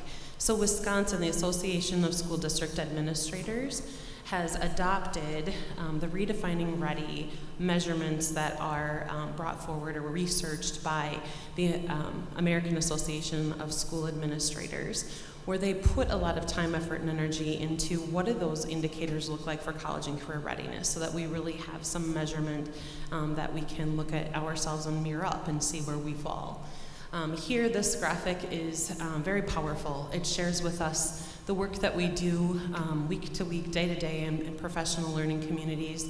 We define that as being the entire high school or school, and we may have various teams within those professional learning communities that look at various components. Here you'll see some common themes. You've heard us talk about social emotional readiness, academic readiness, career and life readiness. You should hear this over and over. I offer that if you were to draw a line around this graphic or a circle around the graphic, you'd see ACP or academic career planning, and that redefining ready really helps to measure that. Next slide, Erin. We in the district have put language around college and career readiness. We have things enveloped in our strategic vision, and we'll share kind of some other linkages to the vision here in just a moment. Next slide, Erin. So we've shared before, and you heard tonight, the process and the product that is present at Meyer Middle School. We have been working at the high school as well to help students navigate the components of No Explore Plan Go, knowing that they can enter and exit, there's on-ramps, off-ramps, but really giving them the tools to get to know themselves, kind of mirror up, having that mirror, looking at having a compass to help maybe navigate that pathway that they're taking, and then also to have a map, create that map as they're going to guide themselves through high school and beyond. Again, we're not talking about declaring a career. We really want students to explore and be immersed in that process, so that whatever point in their life they need to come back to that process, we want them to feel prepared. I did put some other links on there, not to dive into those tonight, but certainly for those listening at home or those present here, certainly can take a look at those as well. ACP, so when I say that it is wrapped around all of those components, what research has shown us, so the Wisconsin Education Collaborative had done a study on, okay, we put this in place, we put this mandate in place, now how do we know it's working? So they did some research, and these are some of their findings, that they saw that it increases that sense of belonging, engagement in learning. We see that students are more academically motivated, and most importantly, I think, is that all students have a plan for success after high school, whatever that may be. We're not saying that everyone needs to have a path to a 4-year degree, but knowing those on-roads and off-ramps of how I can get that continuous learning when and if I need that. So really looking at where's my first step, my plan A and my plan B, and how can I pivot for what I need when I need it. Moving forward. I put some, not all, of the ways that ACP connects to all the things that we're doing in our district. And here I did not include, and I should have included, the connection to our co-curricular activities, our athletic activities. It's really everything that's housed in our buildings. Everything is connected through academic career planning. All of those links there too are live, so you can go and see connections to all of those. So, yep, go ahead, Erin. So let's take a look at where we've been. 3 years ago, this is very hard to see for those who are in the audience, but I encourage you to take a peek at this when you're at home. So the last couple of years, the first 2 years that we worked on ACP, we're looking at connecting to Meyer Middle and the work that they had done. We framed ourselves in different categories, looking at what we needed to do. You saw some of the evidence of that work as was presented in summer of 2019, and that evidence of what we had done is also present in our academic career planning guide. So our guide shares with you all of those experiential learning activities, different things that are connected. We have pathways, we have lots and lots and lots of great information for students, but it's there. And the next question becomes, what do we do with it, right? So you can have everything at your fingertips, but it's teaching them how to use the resources. We had the interruption of COVID at the beginning, obviously, or the end of 2019-20 school year, when we were about to really immerse in a lot of our activities that we had designed. So we had to get creative and really look at how do we continue to offer this for our students regardless of the learning environment. So we chose to divide ourselves, our team here at the high school chose to divide ourselves into 2 groups, and we called ourselves Now and Later. What do we need to look at what we need to do now, and then how can we look forward to continue moving this work ahead? So those items there that are listed in 2021 share with you some of the things we've done, and if you move forward through the slides, Erin, this is the question we asked ourselves. So we share with you just a couple of the things that we did. In the next slide, not only do we have the academic career planning guide, and we strengthened a lot of materials there, we offered a launch academy and just a plethora of opportunities for students to connect to industry professionals that were live, or they could see recorded events. We saw some college fair events, our local colleges offered a lot of different opportunities for them to see inside the 4 walls without being there. So doing the best job that we could there. Looking at student services newsletters to both students and families, trying to reach and really envelop everything that we possibly could to share our message and really build that connectivity. For a while, when our students were out, we completely off campus, we did a Wildcat Minute, just sharing them with them, just like, here's what you might want to do today. Sometimes we couldn't think further ahead, and it was just that moment to moment. Moving forward, Erin, we did also have some fun things that we had students do, a virtual coffee house. I know the middle school also has a virtual calming room. We did some virtual pep parades, Schoology, etc. So lots of different things that we did to connect with students. Go ahead, Erin. We also had, we have built an ACP website, so we'll be leveraging this and utilizing it for our students this year to bring a digital format, interactive format forward for our students when they're looking at planning that course planning portion for our outcomes. All right, moving forward, thinking about our next steps. So now, how do we continue to engage in the ACP process? We know that while we want to say that everybody, currently all of our lessons have been housed in our focus, we haven't necessarily seen a tremendous amount of engagement from day to day, depending on situations. So I think that we are our team really looked at how can we foster that engagement and get everybody on board to really continue the work that they had done at Meyer Middle, and not just to let that fall. We know that getting that dose for 6, 7, 8 isn't enough. We need to continue that through 9 through 12. This is taken directly from DPI, and it is on their flyer for social emotional learning. So we know as students are engaged in a relevant, comprehensive curriculum, that they have shown that they can increase their percentile points for academic achievement on tests in reading and math. In addition, we look at what our employers are saying on the next slide. For those skills that they're needing. What do we want them to know and be able to do? And a lot of our employers are saying these are our desired characteristics that we want our students to have. And while this can be practiced day to day in curriculum, it also is housed in our lessons strategically and purposefully. Move forward, Erin. Thank you. So what's next? We plan to, actually today we did a lot of work with our team to put together those first steps for as students step into our building, how can we really wrap around and support them and leverage the time that we have in our new focus, which will be now win time, so a very structured environment for our students to have that inclusionary factor and celebration factor. We are going to be using the learner profile that was created from Meyer Middle, tweaking it a little bit so students again see it wasn't a one and done. It's something that's going to be continuous throughout their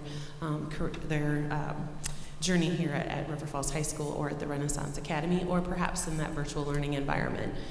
We do plan, we have 1 to 3 lessons per month that will take place, and you can see the different types of lessons that we will be designing. And then we also have a focus on our character traits that we've kind of let go in some capacity, but just now really put a heavy focus on those. We want to stress with students too that there are additional opportunities outside the classroom that they can get involved in. So it's not just those scripted lessons, but how can you personalize it to get involved in other things like our college fair and things like that. Moving on, Erin. So just a peek at what we have proposed for our portfolio. We've given this a lot of thought. We have really designed it to be a summative of their high school journey and a collection of reflections. So as they navigate that inquiry into self and are engaged in that productive struggle in some capacities, trying to figure out their way and figure out who they are and how they connect to the world and to others around them, really trying to bring it full circle. So helping students to have some of the tools they need to step into those environments after high school and teaching them how to reflect and then having them reflect continuously throughout. Also have a collection of achievements that every student, we designed it purposefully so that every student would have something to showcase, regardless if they have maybe a certification or it's something that they'd like to celebrate it for, something they did in the class, and then have additional things, some project reflections that they would like to include as well. I mentioned this already, shared this with ed programs too, that really when people ask, oftentimes I say that ACP is about connection and reflection, and we saw that demonstrated in what you could see in the ACP portfolio and the work that Meyer Middle School has done. So connection to self, others, community, and world, and then looking at that growth mindset and just that continuous reflection. Moving forward, Erin. So this comes out of the Buck Institute, project-based learning, and really gives us evidence for, it gives us the research behind why we would want to think about that public product of that portfolio and that what it provides for students. It does show us that motivating power increases or encourages high quality work, looks at making our learning tangible, and is really a great way for students to connect to parents, community members, and their world.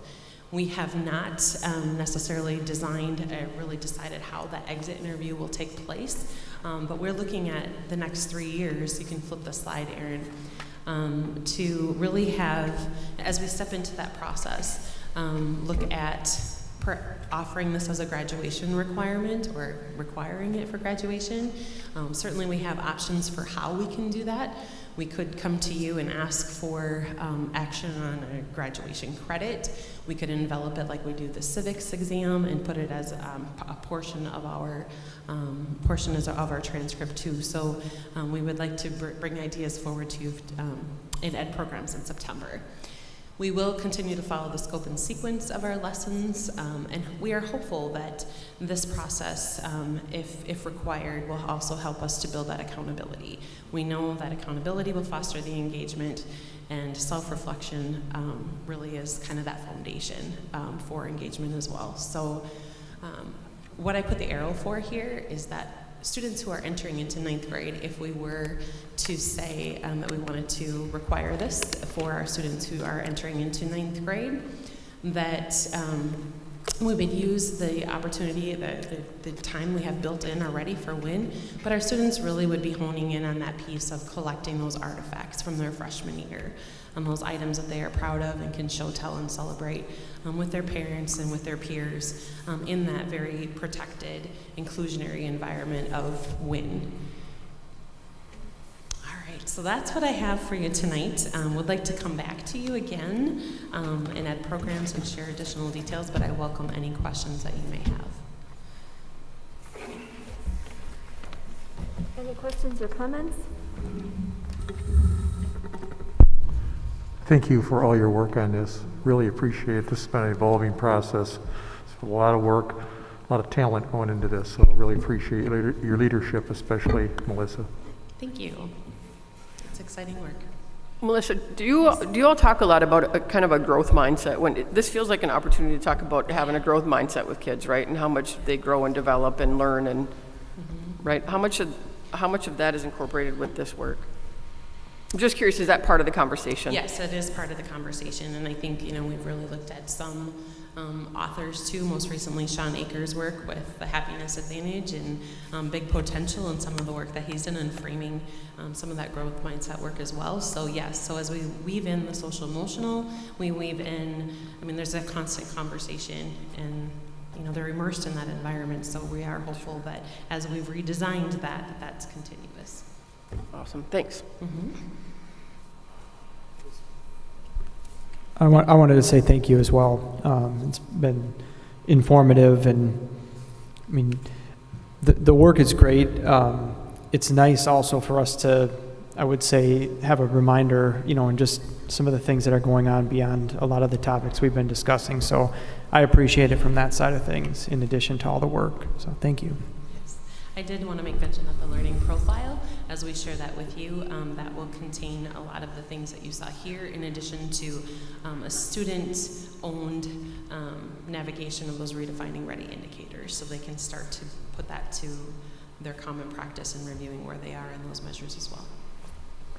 I look forward to seeing what some of the artifacts look like and how all of this would come together. I imagine it will be very unique for each individual student. So thank you for your work. I know that there's more ahead, but thank you for what you've already done. Thank you. All right. We are going to hold off on an EID committee update until the next time that we meet as a full board, because we'll have a chance to be more comprehensive when the work that was started last Thursday is completed at their last meeting. So now we are going to move on to action items. And at this point, we have minutes from the July 19th regular Board of Education meeting. We have minutes from the August 2nd special Board of Education meeting. We also have minutes from the special Board of Education meeting held on August 9th. We have bills that have been submitted for payment. We also have employment recommendations. So at this point, do we have a motion to approve minutes, bills, and employment as presented? So moved. Second. Thank you, Cindy, who moved, and thank you, Todd, for the second. Any discussion? All those in favor? Aye. Opposed? The motion is carried. So now at this point, we are going to move on to the Wildcat Roadmap 2.0 that outlines the comprehensive mitigation strategies related to COVID. And at this point, is there a motion, please, before we have discussion? Stacy, I'd like to move that we accept the second option in the column on the Wildcat Roadmap that Jamie put together. So the column on the right, option B, the mask option, mask required for students, the close contact quarantine that's recommended. So I'd like to move that. Okay. I will second that motion. Discussion time. This is the board's chance. We've had a presentation, and now it's time for discussion. Yep. Stacy, I want to throw in why I wanted to make this motion. I think as we look at the whole COVID plan holistically, I think here's the bottom line for me. I think that we need to support public health recommendations, the AAP recommendations, the CDC recommendations. Those are all in line with the mitigation plan on the right side, option B. I don't know, it doesn't have a label, but you all know what I'm talking about.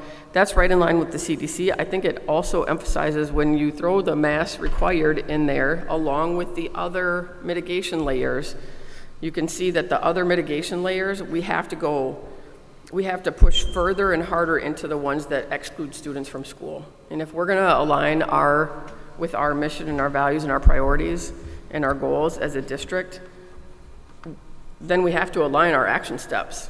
So just even based on the two plans, the two mitigation plans laid out, option B aligns much more with our goals and values as a district. So I think that's important to look at it holistically and not just as individual steps.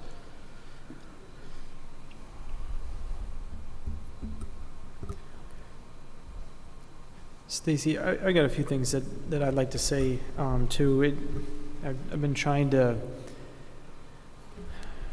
I wish I had a counter in my mind of the amount of time over the past week or a couple weeks that this is a difficult topic for me to get out of my mind, regardless of what it's been that I'm doing, and I don't expect that to change regardless of what was decided last week, regardless of how we move forward, regardless of what the final plan looks like. Regardless of where everyone sits, I hope they can at least appreciate that I sense the same thing from the other board members, and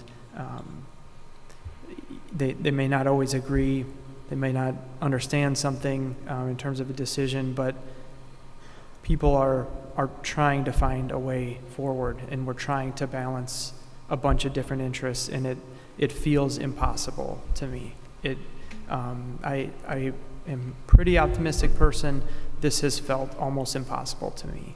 It's been as difficult a thing as I can imagine in terms of making a decision like this. So it's not taken lightly.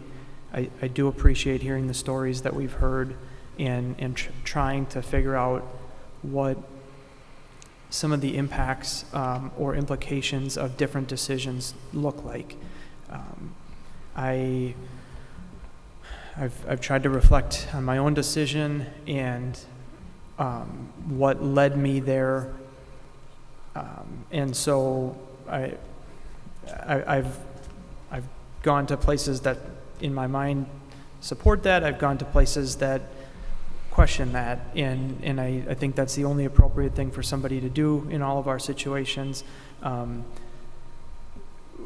With that being said, I've got a couple things, I guess, that I'm still wrestling with when I look at option A or option B or whatever we're calling it here.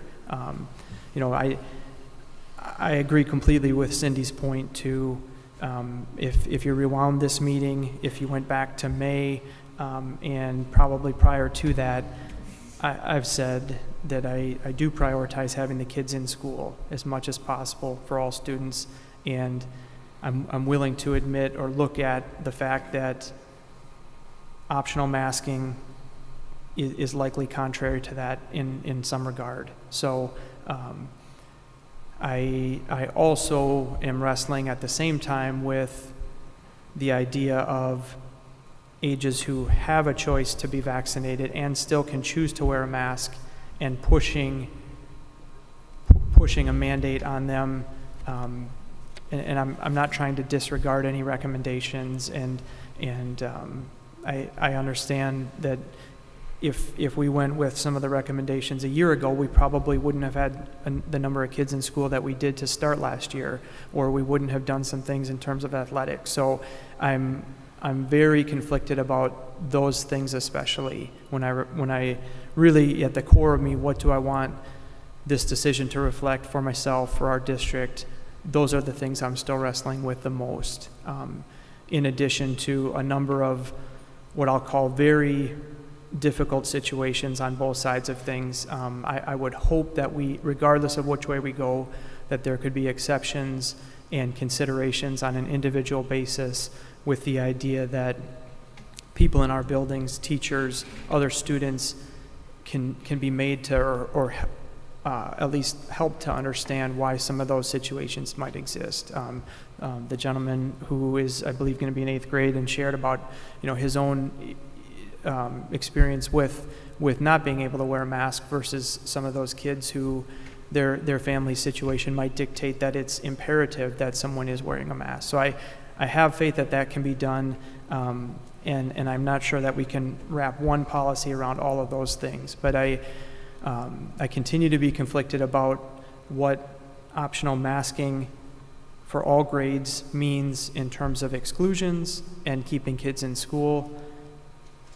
On the flip side of that, I'm terribly conflicted myself with how far do we push that in terms of populations that I feel have one more layer of choice for their own family in terms of a vaccine if they so choose, and also choosing the mask beyond that. So those are the things I'm going to say I'm not terribly settled about it at this moment, and some of these things will have to play out, I understand, but in regard to just weighing these two options, I still would like to vet that out further beyond what Cindy has proposed.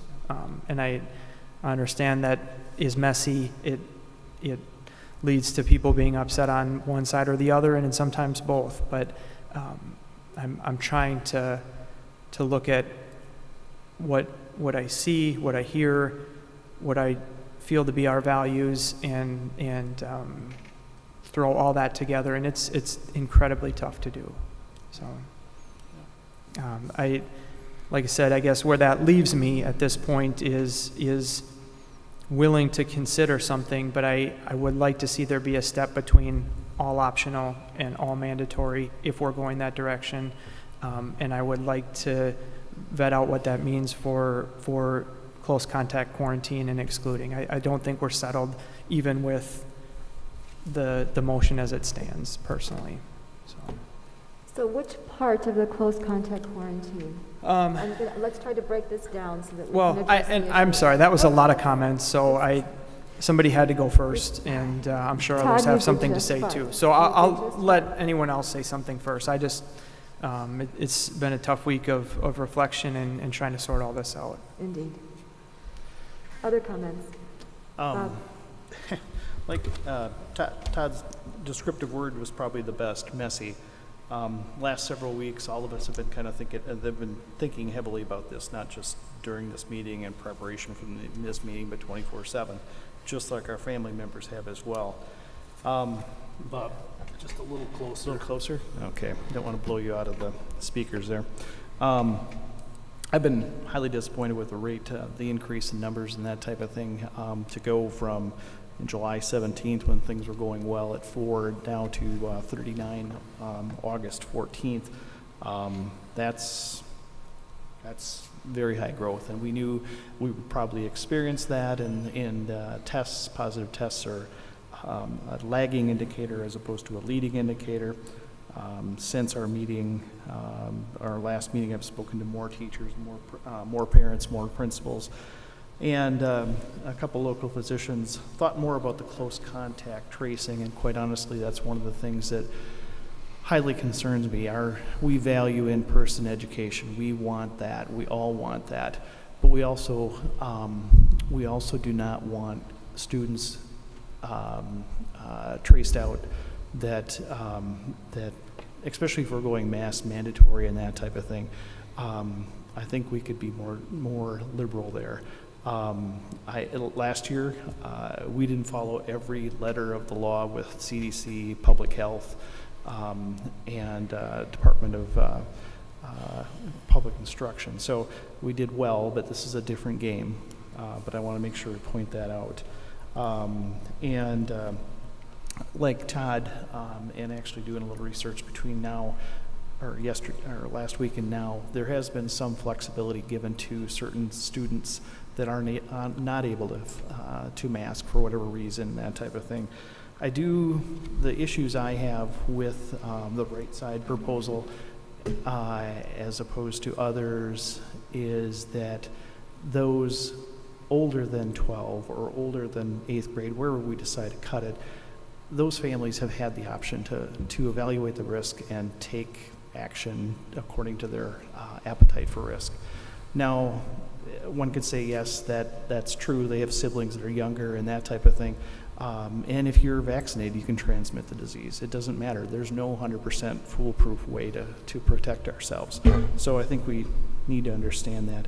The other piece for me is the contact tracing. So those are the two areas that I have issues with in terms of the right side.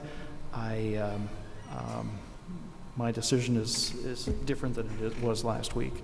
And but I also I'm not prepared to go to full masking, close contact as it is described here. So.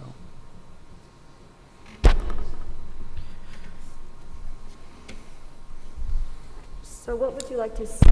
Or maybe I should say, are there other people who would like to get some general comments out, and then we'll go back on keeping track of these things that people have raised.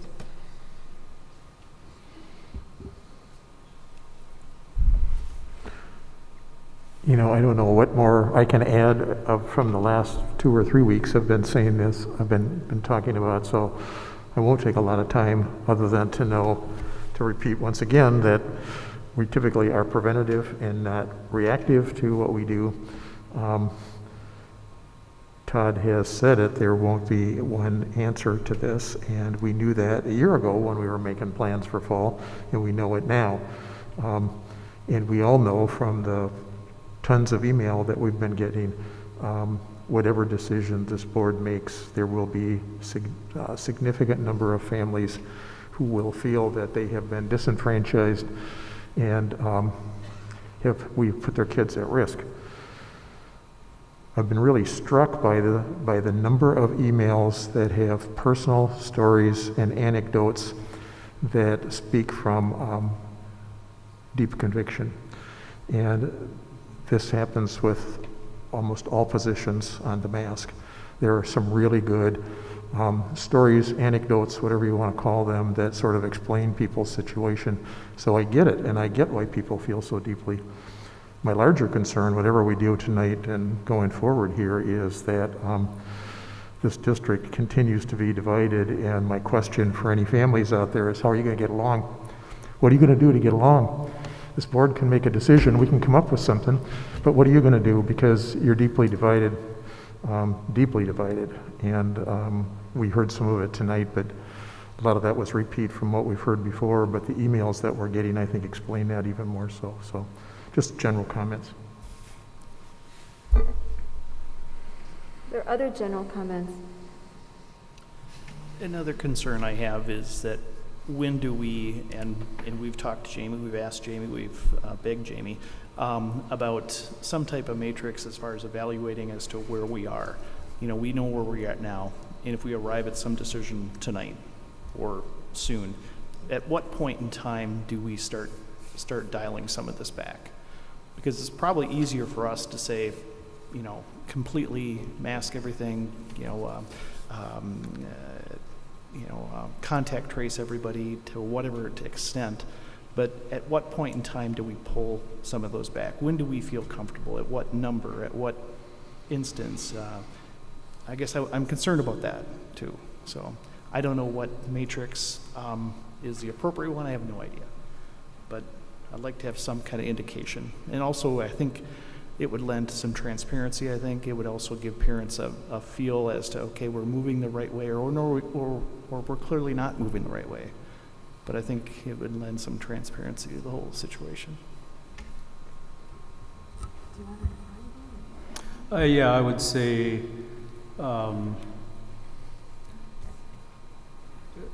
there's been more conversation of late around that possibility of creating kind of this matrix, for a lack of a different word for tonight, a district model, if you will, that we would attach it somehow to whether it's our internal case numbers of students and staff, or whether it's county numbers or school district boundary numbers. I showed you a bunch of different slides that represented various websites that you can find that kind of information. And the hesitancy has been in trying to sharpen the pencil, scratch your head, and come up with a district model for doing that, when meanwhile there's been other organizations that know more about the science of this than I do, who have said, here's our green, yellow, orange, red, based on these numbers.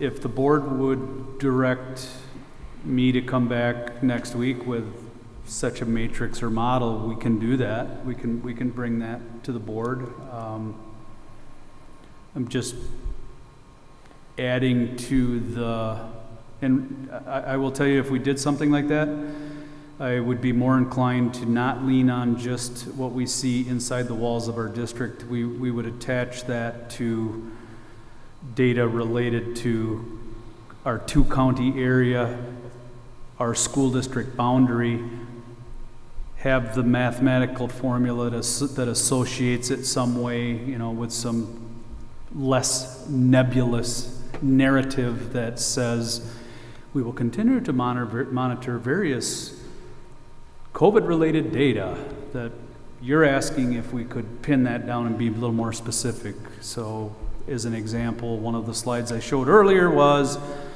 this 7-day average. So it gives you a snapshot of every 7 days. Here's what it looks like in relation to the number of cases and so on. In the interest of complete transparency, Jamie and I have had, between the two of us, we had conversations over the course of the last week or two.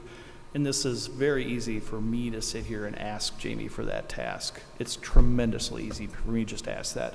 It's extremely hard for him to produce something that is, he's not a public health expert, nor am I, nor are any of us. And how do we weigh risks? Because not only is it the numbers that are associated with that, but it's also the weighting if you're looking at a matrix. And so it's a very difficult task, and I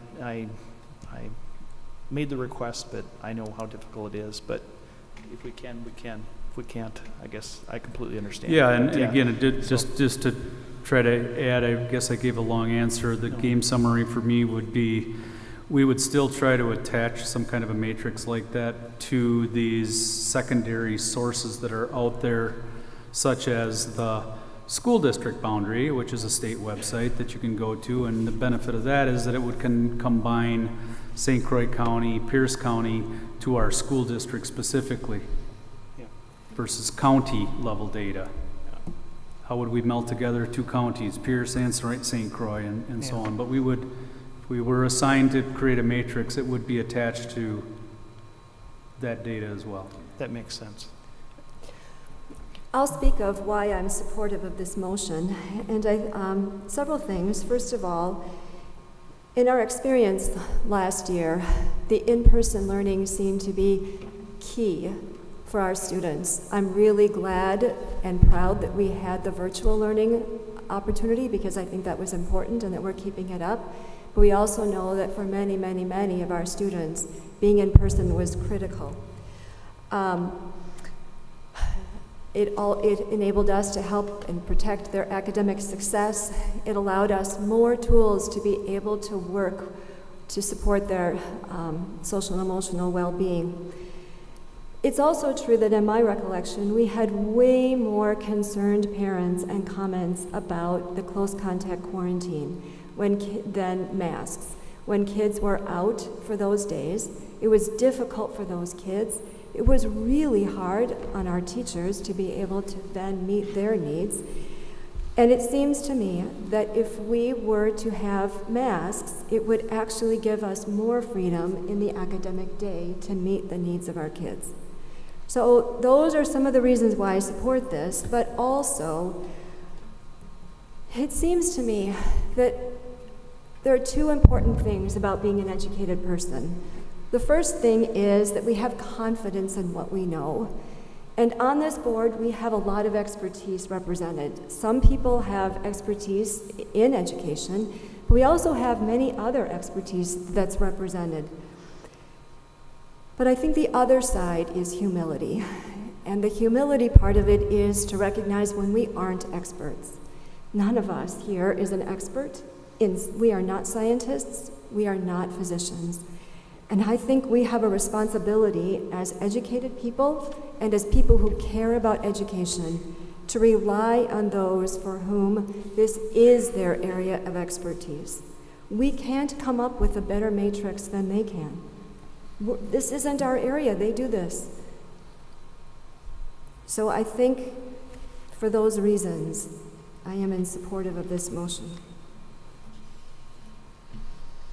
Stacey, can I add one thing about developing our own model or our own matrix? Our administrative team, especially Jamie, has spent so much time trying to create a new model, a different model from public health and all the recommendations.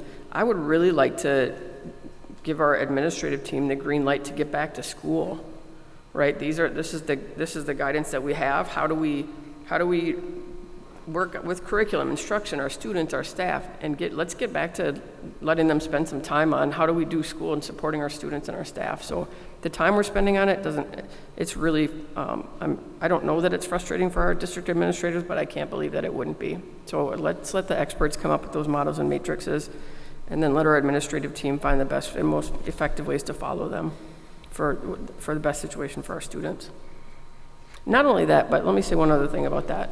For us to create our own model and our matrix, we have to say that we trust the exact data that we're saying that we're not going to follow, which to me that's that doesn't make any sense to me. We either trust the data or we don't.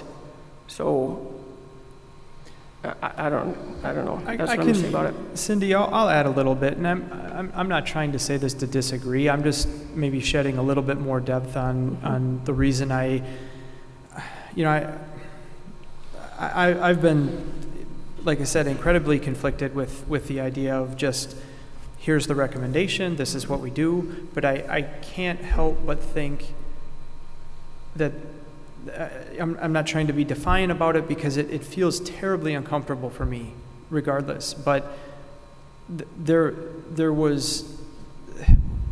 we've picked and choose a few areas where we have done that, and we've had what I would consider to be fairly, it's all relative, but the athletics, the activities, some of the things that were able to be done last year, there's a value to that, and that's my desire for searching beyond just a blanket recommendation. And I understand the optic of something like that, but to me there can be a little bit of an in-between, and that's what I'm trying to search for. I'm not trying to be in any way defiant of something.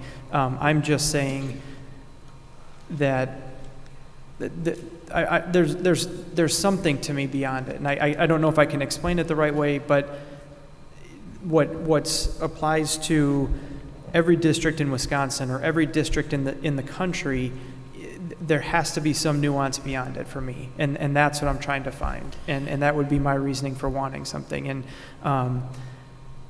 I like the idea that we can stratify by our districts in terms of cases. I will admit that for somebody who has expertise in numbers, it's pretty easy to look at it and say, okay, 5, 7, 9, 11, 13, whatever those numbers were per 100,000 within our district border. If you develop a metric, it's trending in the direction of being tripped no matter where you set it. If you set it exactly in line with, I'm not telling us to reinvent it, but I'm just saying, maybe let's not apply it as even a county guideline or even a state guideline, but as a district, what's happening in our immediate area. So that I think it's easy for somebody to say, and it has been said, and I don't fault people for thinking this, but there's a recommendation. Just do that. These people are smarter. I'm not debating that. I'm not trying to pretend that we know anything different, but to me, there's a little bit of a nuance beyond it, and I'm just trying to find something, because I sense that there's a strong desire for that within our community too. I just wanted to say one thing really quick too. When we talk about our school district, I really would like to look around at the other area school districts and what they're doing too. And to me, it's okay to compare and see what others are doing and how they're doing it. And so far right now in Western Wisconsin and our Big Rivers Conference, it seems like most of the school, and I'm not arguing either way, but most of the school districts are masks optional right now. Is that correct? That is correct. Eau Claire, I think, is the only one. Eau Claire is a little bit different, but we talked about it earlier. Eau Claire does have that matrix of the hard numbers where they're going to shift and pivot. And I will say again, with the masks optional, and I'm more concerned about the 12 and unders than I am about the 12 and olders who have that extra layer of mitigation. But I would like to see us to be able to start masks optional, but have that number in place where it's just a hard line. And if we get to that number, we dial it up. And then likewise, once we go past the peak, or if there's a peak, when we get back to that, we can dial it back down. Our board right now, tonight, right? You see how masks optional work and how we have all made choices. And however, there is going to become a time where we're going to have to dial it up. And so I suggest that we do look at what other school districts are doing as well and find what works. So I want to echo some of what both Todd and Bob have shared tonight, that there is a heaviness that I have felt over the past, certainly the past 2 weeks, and that's due to a lot of things. Certainly in watching the local infection numbers here in our area gradually tick up, that doesn't thrill me at all. It's disappointing. In my mind, I was hoping we could get a few more weeks under our belt where we're sitting at pretty low numbers and we can continue some of the stuff we were able to do over the summer in our summer school programs. But I think really the heaviness that I have felt is due to just the fact that we are in a place where there is such uncertainty about so many things. And I think Jamie summed it up really well in the intro part of the Wildcat Roadmap that he shared today. And he said the volumes of opinions and research on all sides of this debate are conflicting, to say the least. And I think for me, that is what has made this process so challenging and so difficult.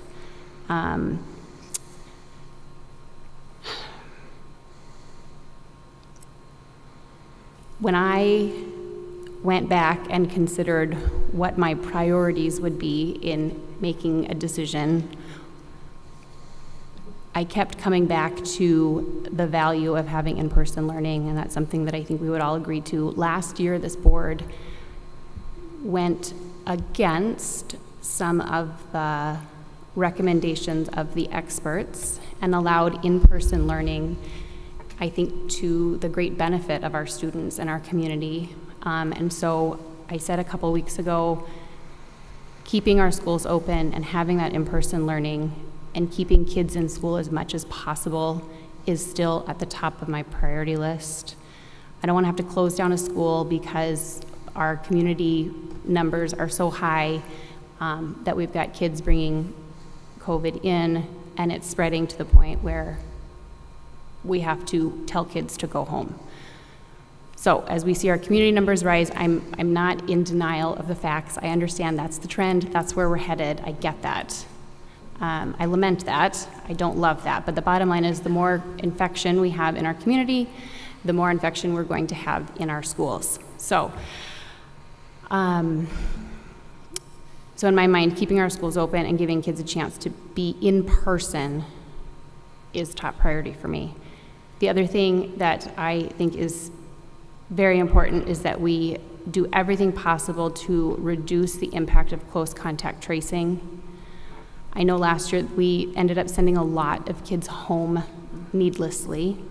Hindsight's 2020, right? We didn't know, or we didn't have certainty, but I think there was a lot of harm done unintentionally because we were acting out of an abundance of caution. And so as we move forward, whatever we decide to do regarding close contacting, I think it is extremely important that we follow up with those kids and families that have been close contacted, so we have information to tell us, are the mitigation efforts that we have in place doing the job?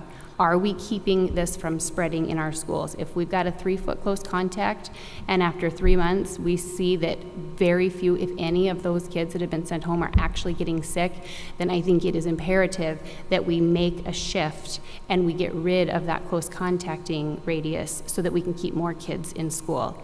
So however we proceed, I think it's important to keep good data and keep track of those close contact numbers. Don't we already have some of that data from last year, though? I believe, go ahead, you can speak to it. I've asked that question and I have not gotten a certain answer. It appears to be a little bit more anecdotal, but perhaps you can speak to that. I can hear Dave Bell screaming in his head, inconclusive, inconclusive. Is that right? No. No, Dave and I like to talk numbers sometimes, and I've asked the same question of A.Z. Snyder. I think I made the same comment last week, it's hard to know if two kids inadvertently happen to be sitting next to each other during school, both wearing masks. I'm maybe just past 6 feet from Stacy right now. If we both showed up with COVID and happened to test positive, that could, to one person, give the appearance that we were in school together. She was a close contact to me because I tested first, and she had a positive test. That's, I think, would be defined by Pierce County Health as a school outbreak potentially, and there's no way to know if Stacy was at a gathering that had 30 people that all tested positive the day before, and if I had the same, or so. I'm speaking for myself. I don't know that anyone provided a ton of data that said there was a whole lot of evidence of transmission, but it's more or less impossible to dial it down far enough to know exactly, unless you can track that spread 100% back. And I think the other piece of it is, without universal testing, every person who is a close contact being tested, there's unlikely any way to know either because of asymptomatic carriers. So my personal suspicion would be that we did pretty well, which again has had me reflecting quite a bit on the fact that if things seem to go very well in that regard, does it make a stronger case for there being masks? It's hard for me to deny that, honestly, and in my reflection. So the other thing I would say, maybe to piggyback on your point, is, and I said this earlier, that leads me to want to have the conversation about the close contact quarantine a little bit deeper in terms of a value there for myself. So. Let's get to that, but Lindsay, I wasn't quite sure if you were done. Did you want to say anything more? I did. Yeah. Well, yeah, sure. I've got pages of notes here, Stacy, so I could go all night here. I think something significant for me. I've been kind of screaming about social, emotional, academic impact of masking because that seems to be the topic that we've landed on most in the past couple of weeks.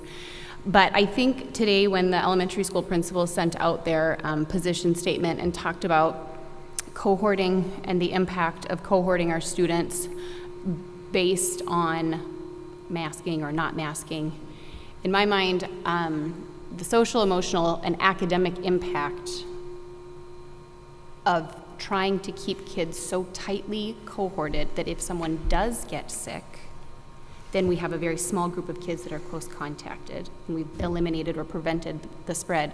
There's an impact there. We can't put kids in differentiated reading groups. We can't do tier 2 interventions across grade levels. We can't do some of those important community building activities within our school buildings, like buddy groups and things like that. And so that's where I really am stuck on the social, emotional, academic. It's like, are masks a nothing? No, I still stand by the fact that there is an impact of putting a mask over a 4-year-old's face and telling her to go to school and learn. There's an impact there. There's an impact on speech language development. There certainly is an impact on early literacy development, particularly 4K through 2nd grade.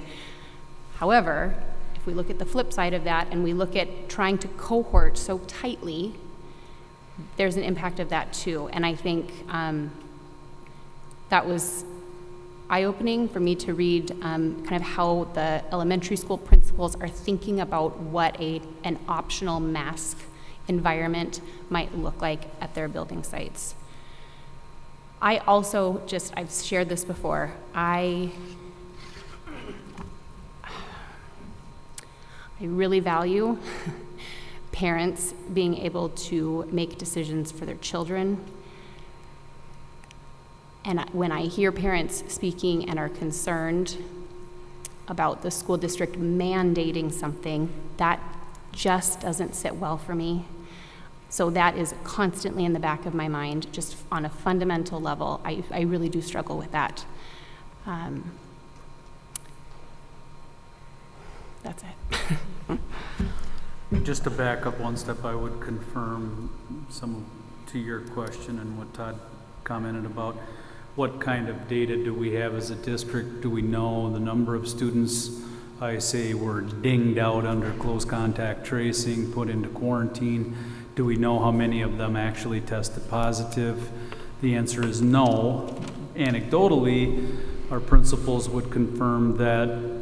However, many of them, when the rules changed from 14 days to 10 days, you could go get tested, and if you tested negative, instead of being out for 10 days, you could come back on day 8.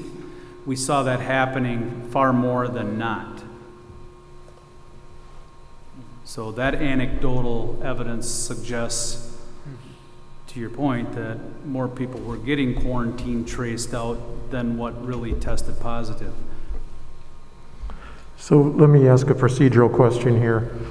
We have a motion and a second on the table. We're back to where we were last week. Option A or option B, masks or no masks. Last week, Jamie presented to us a third option, which I suppose still could be viable. It's not in front of us tonight, but he couldn't get a motion or a second on that. There's no support on the board. Seems to me we have a couple choices. We voted up or down right now, Cindy's motion. If it's voted down, is there a second motion? And what's the nature of it? Does this motion get amended? And do we act on it tonight? Yes. I think I just, one more thing. We've been talking about this for 3 weeks with this kind of intensity, an hour upon hour of listening to people, and scores and scores and scores of emails here. We need to decide, as Cindy said, we got to let the teachers and the administrators get to run in this building. So if we don't come to total agreement tonight, I'm not in favor of waiting for another week. If we ask for more information or something, then we come back in a couple of days and act again. But we got to decide something. And if it's option A or option B, whatever, we got to decide this and move ahead with it. I would prefer we would do it tonight and let everybody know what we're going to do. Yes, we have a motion that's been moved and seconded, and I hear you, Alan, that it's time to move, but I don't want people to be voting until they feel as if we're ready. And Todd has asked a question about close contact and quarantine. So I'm wondering, Jamie, would you be willing to outline for us where it stands right now in terms of close contact and quarantine for the motion that's on the floor? Not for all of the options, but for the motion that's on the floor right now, which is everybody wears masks. 3 feet. 12. 3 feet close contact, and then what would the quarantine period and what would that structure be? Same as last year, it changed from 14 down to 10. And then the option is if you were tested, you could come and tested negative, you could return to school on day 8. And is vaccination status taken into account at all? Vaccination status is taken into account, that you would not be included as a mandatory quarantine. That would be the approach that the county public health department would take. That's not necessarily our unique rule. That's the rule that is in place with all of the guidance that is out there. The added layer that I alluded to earlier that gets complicated for us to manage is that in addition, even though you've been vaccinated, you don't automatically get traced out, you are supposed to wear a mask for 14 days. After day 3, you can get tested. If you test negative upon return from school, you should continue to wear your mask. And for us to figure and sort all that out, that becomes, now we're not spending our time on teaching kids how to read, write, and do math. We're spending our time on this other stuff. So I was trying to be transparent to say, we'd support the CDC guidelines on this, but we're going to ask our teachers and our administrators to spend their time on some other really important work. I don't know how much we're going to get into monitoring all of that. But in fairness, if we're universal masks, that student will be wearing a mask anyways, and it doesn't impact them at all. It only impacts, we're only keeping track of it if we're mask optional. Correct. Right? If we're Correct. universal masking, that kid stays in school and continues to wear a mask. Yes. They don't do anything different. Yeah, I got you. Yeah, good point. They don't do anything Yep, different. True. Yep. So that reduces the risk of, or reduces the likely number of students who would be close contact quarantine out. Right. Jamie, do you know the percent of students? So I have the Pearson St. Croix data in front of me, but the percent of students in our district geography that are between 12 and 17 that are vaccinated? That are age 12 to 15, it is roughly 30% for Pierce County and a little higher than that for St. Croix County. And I referenced that 12 to 15 age group because that's how they separate the data. Do I have the other 16 to 18 group memorized? No, I do not, but I can find it. Well, the reason I ask is because if we're universal mask, then that's 30% of our students that would not be screened out at all.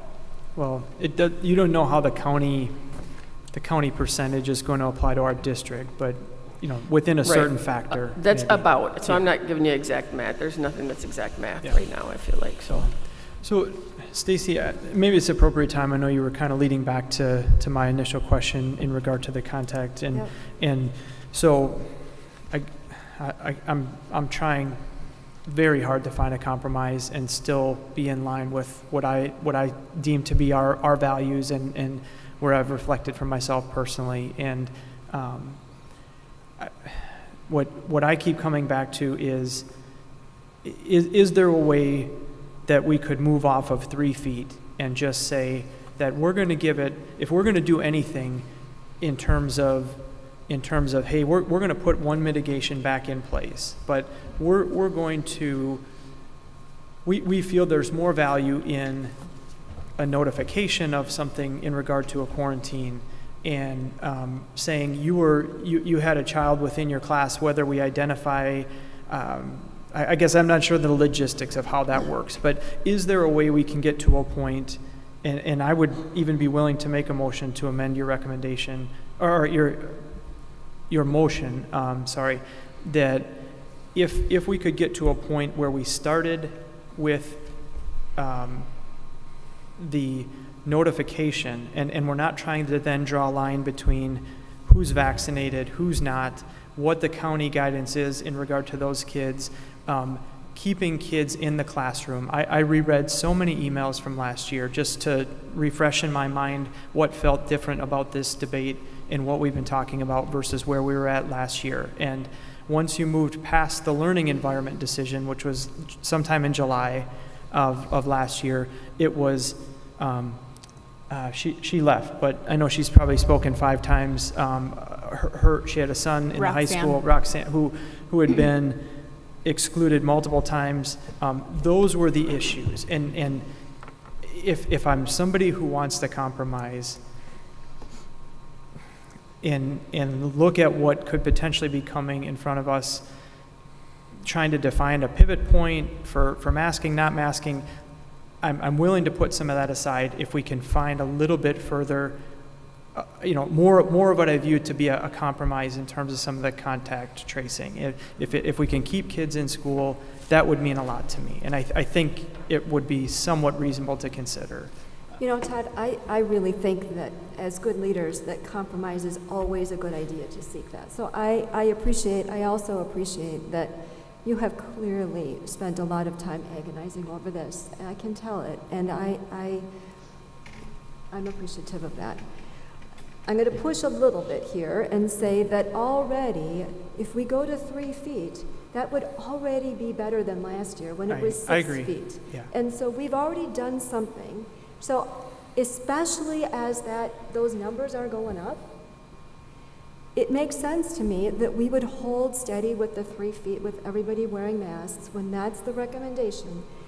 And when we see it peaking and then starting to come down and we have some more data, we can always come back and change. Yeah. If we have some compelling reasons, some empirical evidence to suggest that the landscape is different. But it feels to me personally as if there are so many unknowns that we should stick with the 3 feet, recognizing that the tiny little silver lining here is it's a lot better than last year.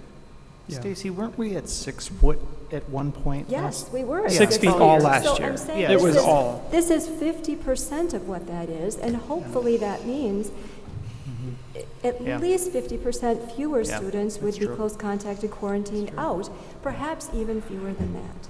And I wouldn't that's disagree. I don't disagree with what you're saying. I'm looking at it and saying we made a decision last week that went against the overwhelming guidance from national associations, and I don't know if I'm too rear-looking with how I was basing a lot of my own decision, but the local numbers do have to mean something, I feel like, and we're not. 13.7 per 100,000 for our school district is an average over 7 days of 3.2 cases per day. So I'm trying to balance that, and I'm not saying that there wouldn't be a point where 3 feet would be more appropriate, or it's just easier to do it that way, but I'm compelled to try to say that there's something that we're considering locally with those numbers and trying to make sense of what does that really mean. And ultimately, I could probably understand why we wouldn't do it that way. And I don't know yet if in my head if that's a deal breaker, but I'd at least like to push to find out what others think about it. If we're going to push somewhere, seeing what we've got in front of us, I'm going to push that direction probably more so than I did for the optional masking prior to it. Okay, so I'm going to just ask this question. So now we went from last week for masks optional to everyone, and now I'm feeling like we're going to masks mandatory for everyone.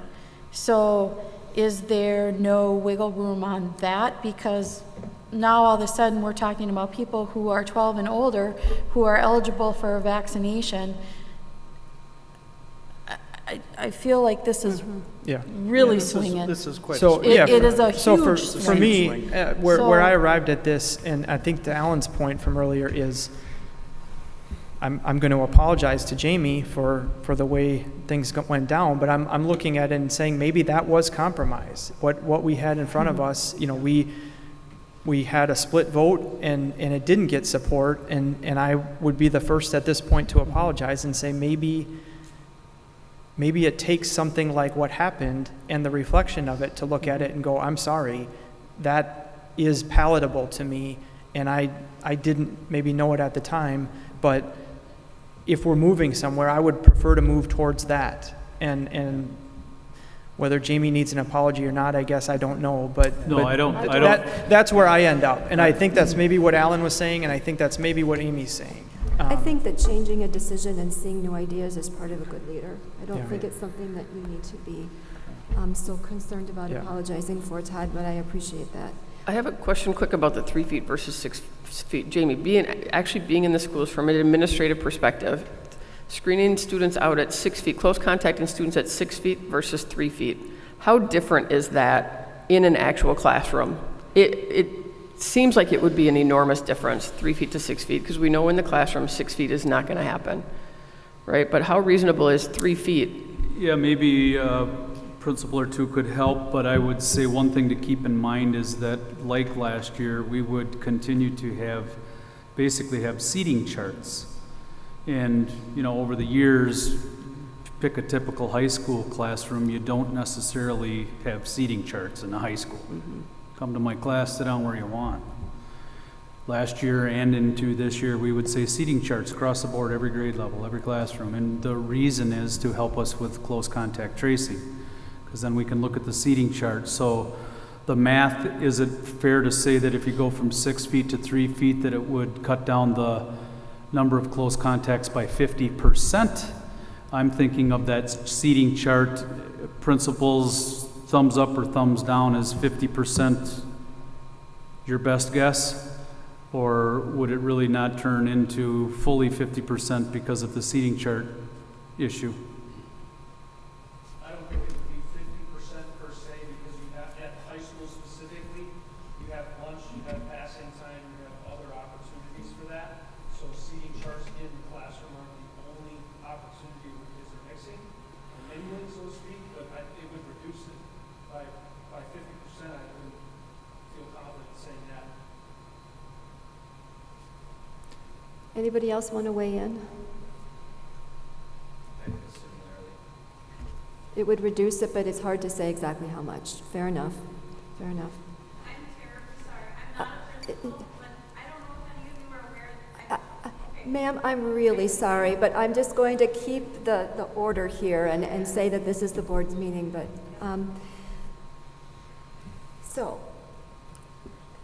we have a lot going on, and I'm trying to figure out the best way to navigate this. So, Todd, you're the one who's bringing up close contact, so I'm going to ask you again. What would you, if you could just decide right now, what would you like to have for close contact in the context of the motion that's on the floor? So in the context of everybody wearing masks. A notification. So you would like to have no quarantine at all? I would that. say the way I would personal choice, if somebody feels better about that, and I think the definition would then be if you start to show symptoms and you were notified of a close contact quarantine, if you were notified of a close contact and you have symptoms, then I think that's the way it would work for. I'm basically copying the vaccine. Yeah. Jamie's was presented last week, and I think what in my mind applies to somebody who would meet the definition for the Pierce County Health of being vaccinated, that you would be notified of it. There's not a mandatory unless you somehow start to show symptoms. District does the contact tracing, notifies the family. Your son or daughter was in a learning environment where a student recently tested positive. We are hereby advising you to please monitor your child's symptoms, get them tested if you so choose, and if they're ill, please keep them at home. So, but would that be for every child in the classroom, or only those children who are X number of inches or feet away? Well, in some cases at an elementary, back to the cohort topic, if we want to be a little more loose than tight on cohorting, is there a likelihood that we might, if we had a case in the second grade, that every second grader at that particular building for that particular teacher is going to get the memo? Yes. High school, middle school, the way we had, again, presented it last week was, we'll make every effort, as we did last year, to do some level of contact tracing. It's just that we're not going to force the quarantine piece. We did it all last year. Yeah. I see that being probably my biggest issue at this point in time. Yeah. And so I'm not exactly sure procedurally either, but Yeah, I think it's I guess what I'd be prepared to do is either amend a motion, move for an amendment to match last week's recommendation potentially, or to modify the what's in there for close contact. So. I think that procedurally, to amend Cindy's motion to do that, I can't think of the parliamentary term, but it's not in the spirit of that motion. So I Okay. don't think you can All right. amend it that deeply. So I think that the two options that I think we have is to either vote Cindy's motion up or down, or the person who moved it and seconded it withdraw their motion and second, and we I consider gotcha. another option. It seems fair.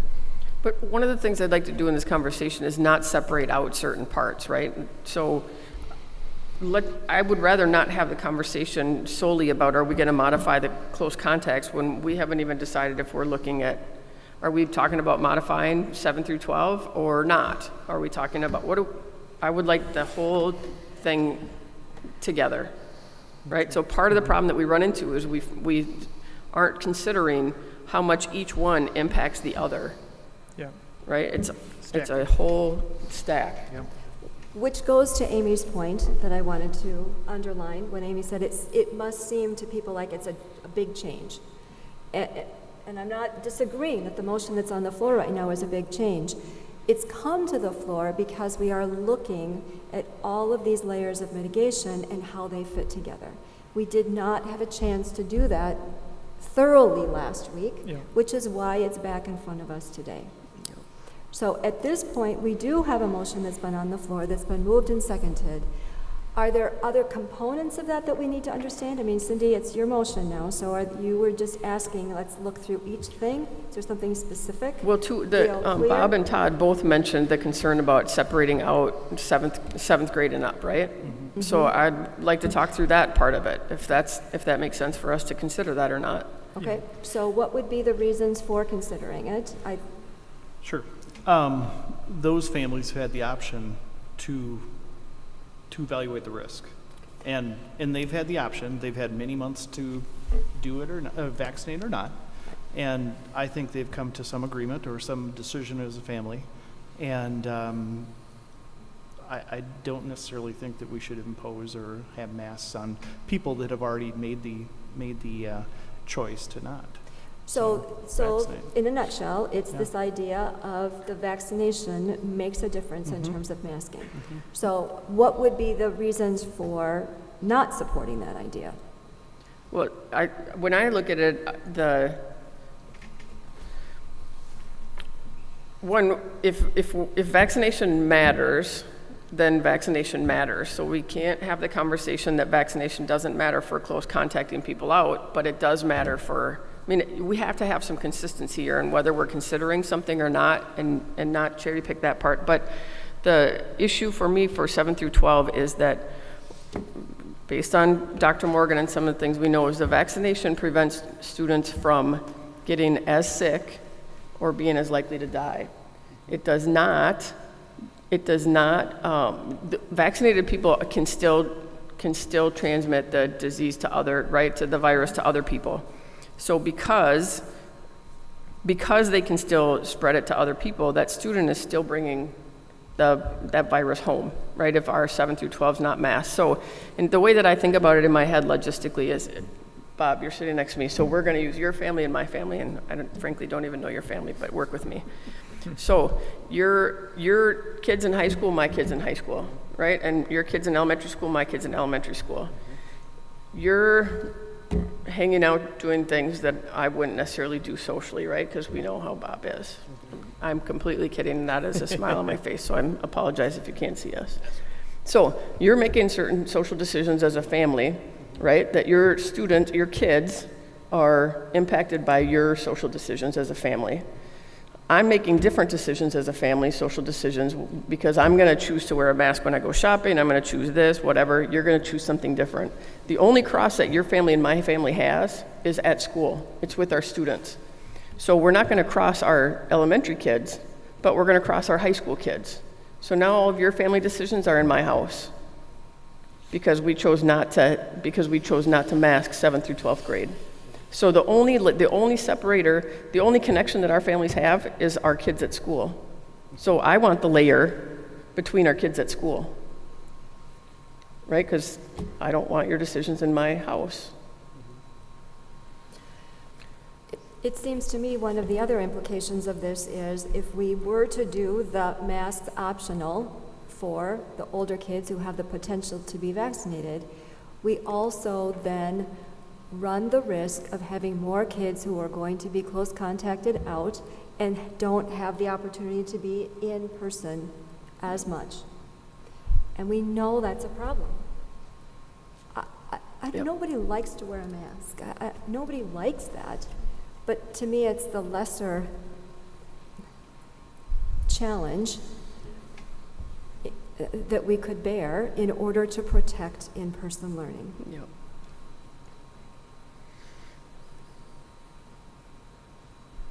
If we go mask optional 7 through 12, then we need to stay on that side of the close contact quarantine, Exactly. the cohorts, Then we the other mitigation things that we just don't, we know knocks kids out of school and impacts their relationships. Go ahead, Stacy, sorry.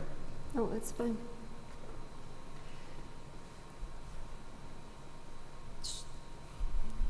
Is there let's just put it this way. Is there an interest in an amendment? And then Cindy, as the motion maker, would have to agree if it would be in line with her amendment or not.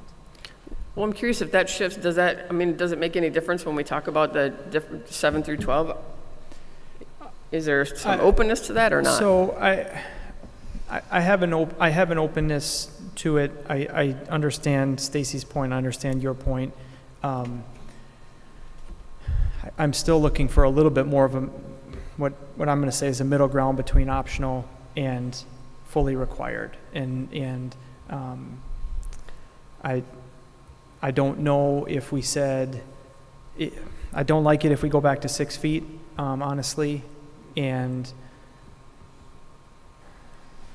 that's where I sit with it. I don't like 6 feet, and that's probably a bigger sticking point for me than a lot of things. I have been somebody who made motions in May at, I can't remember how many different times, but to say we're at the point where we need to try this with mass optional moving forward. And I want to rely on the experience we've had with some of those things, but I understand that it's probably not the most prudent thing to do, given what is changed in the last month specifically. So I value, just for me, I probably value some give and take on the close contact and getting to a point where we're not excluding as many kids. Yeah, I'm wrestling with it. I'd like to see there be 3 steps with masks, optional all the way through, middle ground for those who have a choice to take one extra layer of mitigation for themselves if they feel like it in regard to the vaccine, and then third being all the way through. And so that would be my personal preference, but I can see why it maybe couldn't be that way too. Todd, say that again. My personal preference would be for 3 layers, optional all the way K through 12 or PK through 12. Second would be to define a second, a middle ground, basically what Jamie had out there last week in terms of mask optional PK through 6, because those people don't have the additional step, if they so choose, to mitigate with the vaccine, if that. And I should also, and then the third one would be what you're proposing, PK through 12 all the way through. And part of the reason, if I reflect on a lot of the comments that I've received, emails, the most impassioned pleas, the majority of the feedback was, my child does not have the choice to be vaccinated yet. I keep hearing that over and over. And that's not to say, I mean, there were some very specific cases in regard to people who have split custody and differing feelings between family and those types of things at the high school level. But I come back to what Jamie had out there last week as trying to wrap my hands around some freedom of choice with it for those who have the option to vaccinate, and a lot of the pleas from people who don't have that choice for their kids yet. And so I do think there should be something in between, and that's that's mainly the reason why. So that would mean that at pre-K through 6 would be mask required, the 3-foot close contact, no cohorts. But high school would be mask optional, 6-foot close contact, and cohorts, as much as you can in high school, which is virtually none. And then the other part of it, I mean, honestly, I'd probably like to see both. If we're going to say 3 feet, 3 feet across. I'd like it to be across the board, I guess. If you're saying what's my personal preference, I would say let's make it, don't draw a line between the two, just call it 3 feet across the board and say that way. And the way to do that is with everybody wearing masks, I think. The challenge is we so want to be able to have our cake and eat it too. Yeah. If we're saying that the biggest thing that we want to do is keep kids in school, it seems to me that it argues in favor of 3 feet. If we want to do 3 feet, we need to have everybody wearing masks. That's the motion that's on the floor right now. I think maybe we need to take a vote, see where we are, figure out where we are. Everybody okay with doing a vote on this? Let me ask one more question. Okay. One more question. Certainly. When we close contact, Jamie, when we close contact in the schools, I don't know how micro it is. I have never been on a close contact team. Can we tell if the close contact is in a class when students are masked versus at lunch when they're not? I mean, is it that micro, or is it just you're a close contact or you're not? First of all, I know that we said this a couple different times last year. Full transparency is we never claim that the contact tracing is perfect. Mm-hmm. We probably missed some people along the way, but our principals, health aides, nurse, staff members worked really hard to, literally follow that 6-foot rule. So they look at the seating chart and they determine, okay, now based on where so-and-so was sitting, would they be included in the list, the line list of people we identified for contact tracing? Okay, what about lunch hour? Let's see, lunch hour, the middle school and high school would find ourselves saying, we didn't have a seating chart per se, but we tried to keep kids in pods or groups and tried to control it that way so that we would also have a way to go back and say, well, who was sitting by each other at the lunch table? Who was, so it wasn't perfect. It was sometimes messy. There was a lot of it that was done to perfection, to be clear. I don't want to send the message that contact tracing is a joke. We're horrible at it. I want to convey the message that we did extremely well with it, but sometimes, admittedly, we might have missed somebody along the way. And it was extremely time-consuming. What other thoughts do the principals have that are going through your mind on that particular topic? We went so far sometimes as to watch security tape to see where kids were in close contact with each other.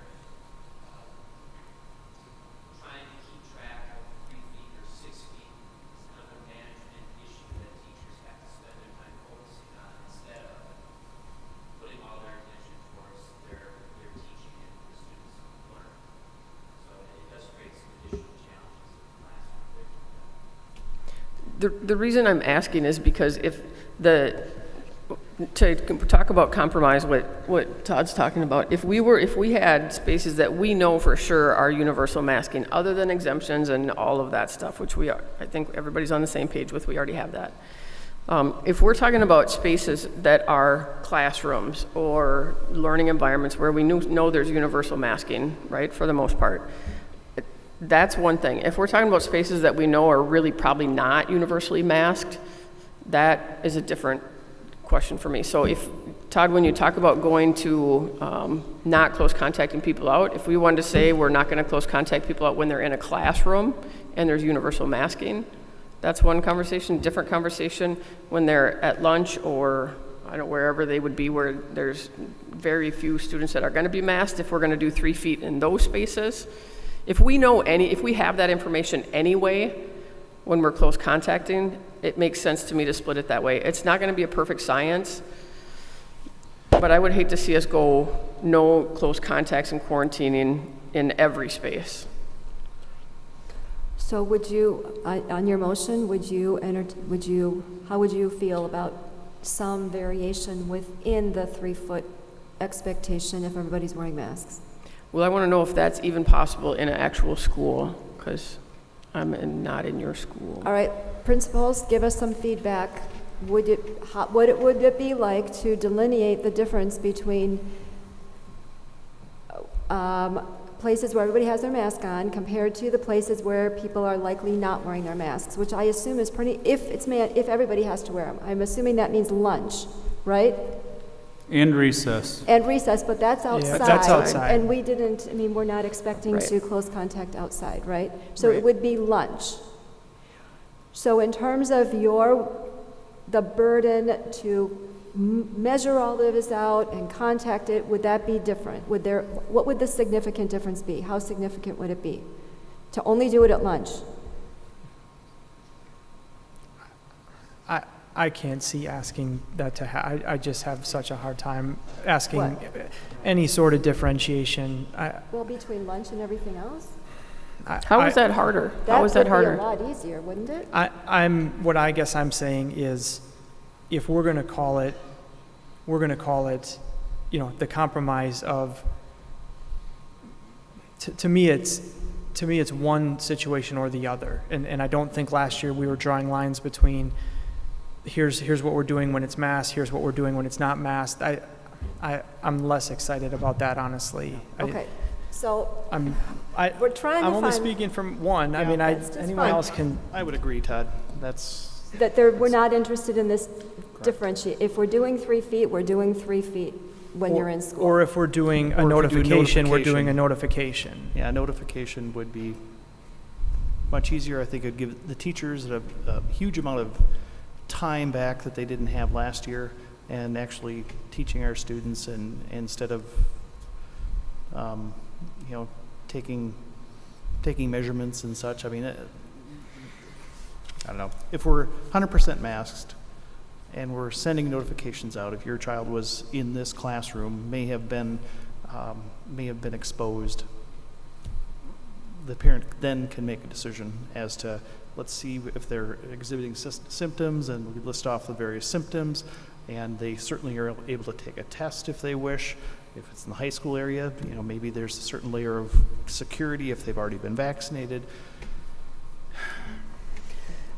In our pursuit to try to figure out where we're going to be here, one of the things that we've just gone down the trail of is that we are picking a little bit and choosing a little bit on these sides. But that's okay, because you know what? We did that all last year. We did do some of that last So- year. Okay. And I also think that, I think Todd had mentioned it too, there has to be some local flavor to this, because not every county, school district, or whatever in the United States is exactly the same. No way. And so I think that's one of those things that we need to have some type of exception or change to. I think if we can make a decision though about where we're going to start, that gives our administrative team a little bit better picture of when do we pivot, why do we pivot. I think Jamie has shown over and over that he's looking primarily at local data, right, local information. So we need to find a place to start. Okay, so is the starting place the motion that you've made and that's seconded that has everybody wearing masks? The motion right now is 3-foot quarantine. Should we take a vote on that? Let's take a vote on I that. would We like can to take a always vote go on that. somewhere else if we want to. Yep. It's 3 foot. Are you going to summarize what the motion is? She just did. Just make sure. She You want just me did. to? So it's everybody's wearing masks, pre-K-12. Yes. And we, the major parts, and then we Yep. would be close contact and quarantine at 3 feet Same guidance, for yeah. everybody, regardless of if you're eating lunch or you're in reading. Yep, so it's exactly what's on the right side, What's on right the- column on this. Yep, So there's no cohorting. right. Yep. Okay, Okay, I'm voting yes. Cindy? yes. Bob? No. Alan? Yes. Amy? No. Todd? No. No. Okay, so the motion has failed 3-4. So now, at this point, we're going to go right into having another motion. Who wants to make the next motion? So, here, let me give this a shot. Okay. I'm going to make a motion that we would approve the right-hand side saying masks required PK through 6, and that would be the only change I would make. Is there a second? Wait a Hold on. minute. Yep. Wait a minute. A second. No other change to that other side. And so it's going to be 6-foot quarantine. Nope. I'm saying 3 foot. 3 foot. So right-hand side, same side Cindy was looking at.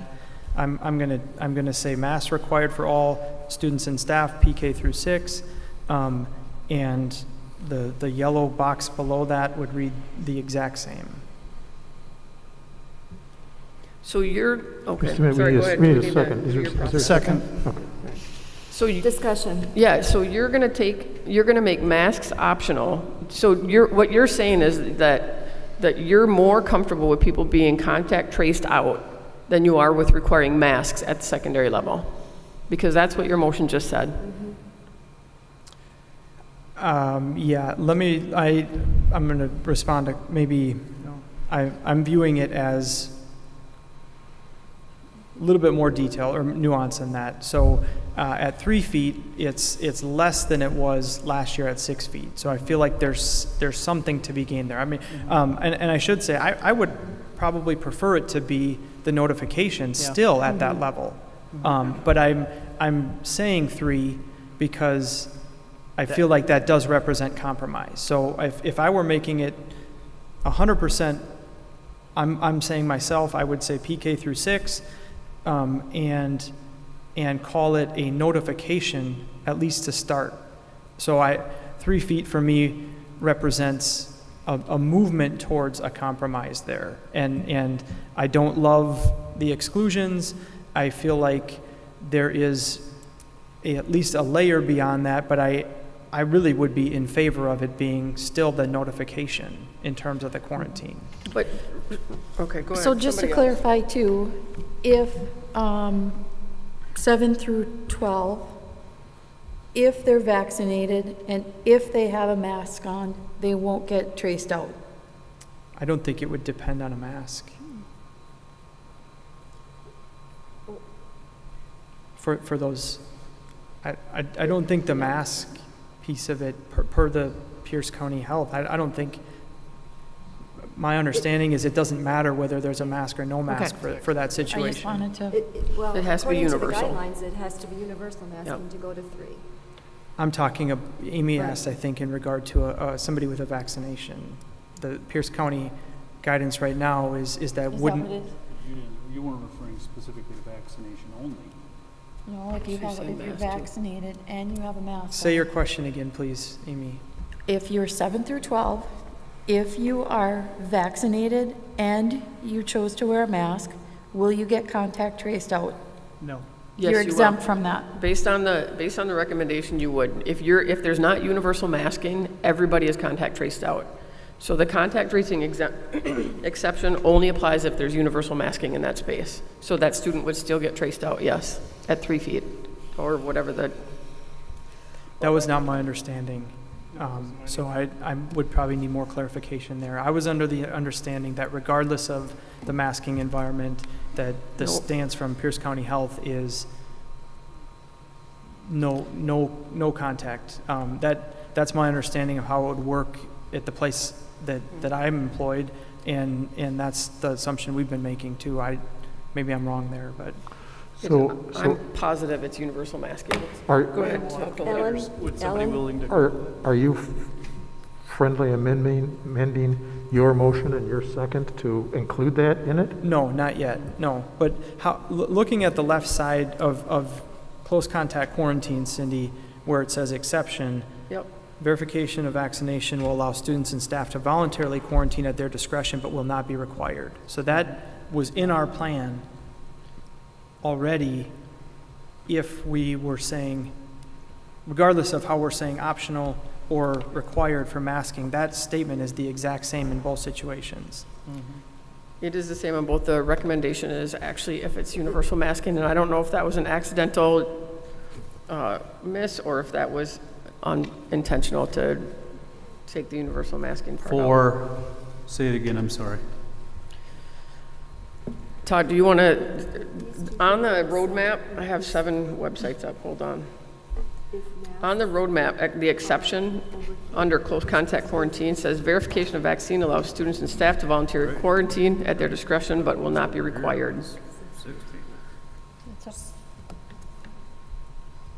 So that exception, based on actual AAP, DPI, CDC, all of the letters, guidelines, only applies if they're in a universally masked environment. Look at the top of the grid. Look at the top of the chart, because it says they're required mask, then close contact. At 3 feet for Right. the right side, and on the then- left side it so says, that top if it's going to paragraph. be optional masks, then we got to trace them at 6 feet.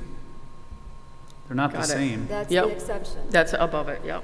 So I wonder if I'm in a middle school environment, what it would be like to have one class have to wear masks and 2 classes of students not, or have the option. That sounds really challenging to me.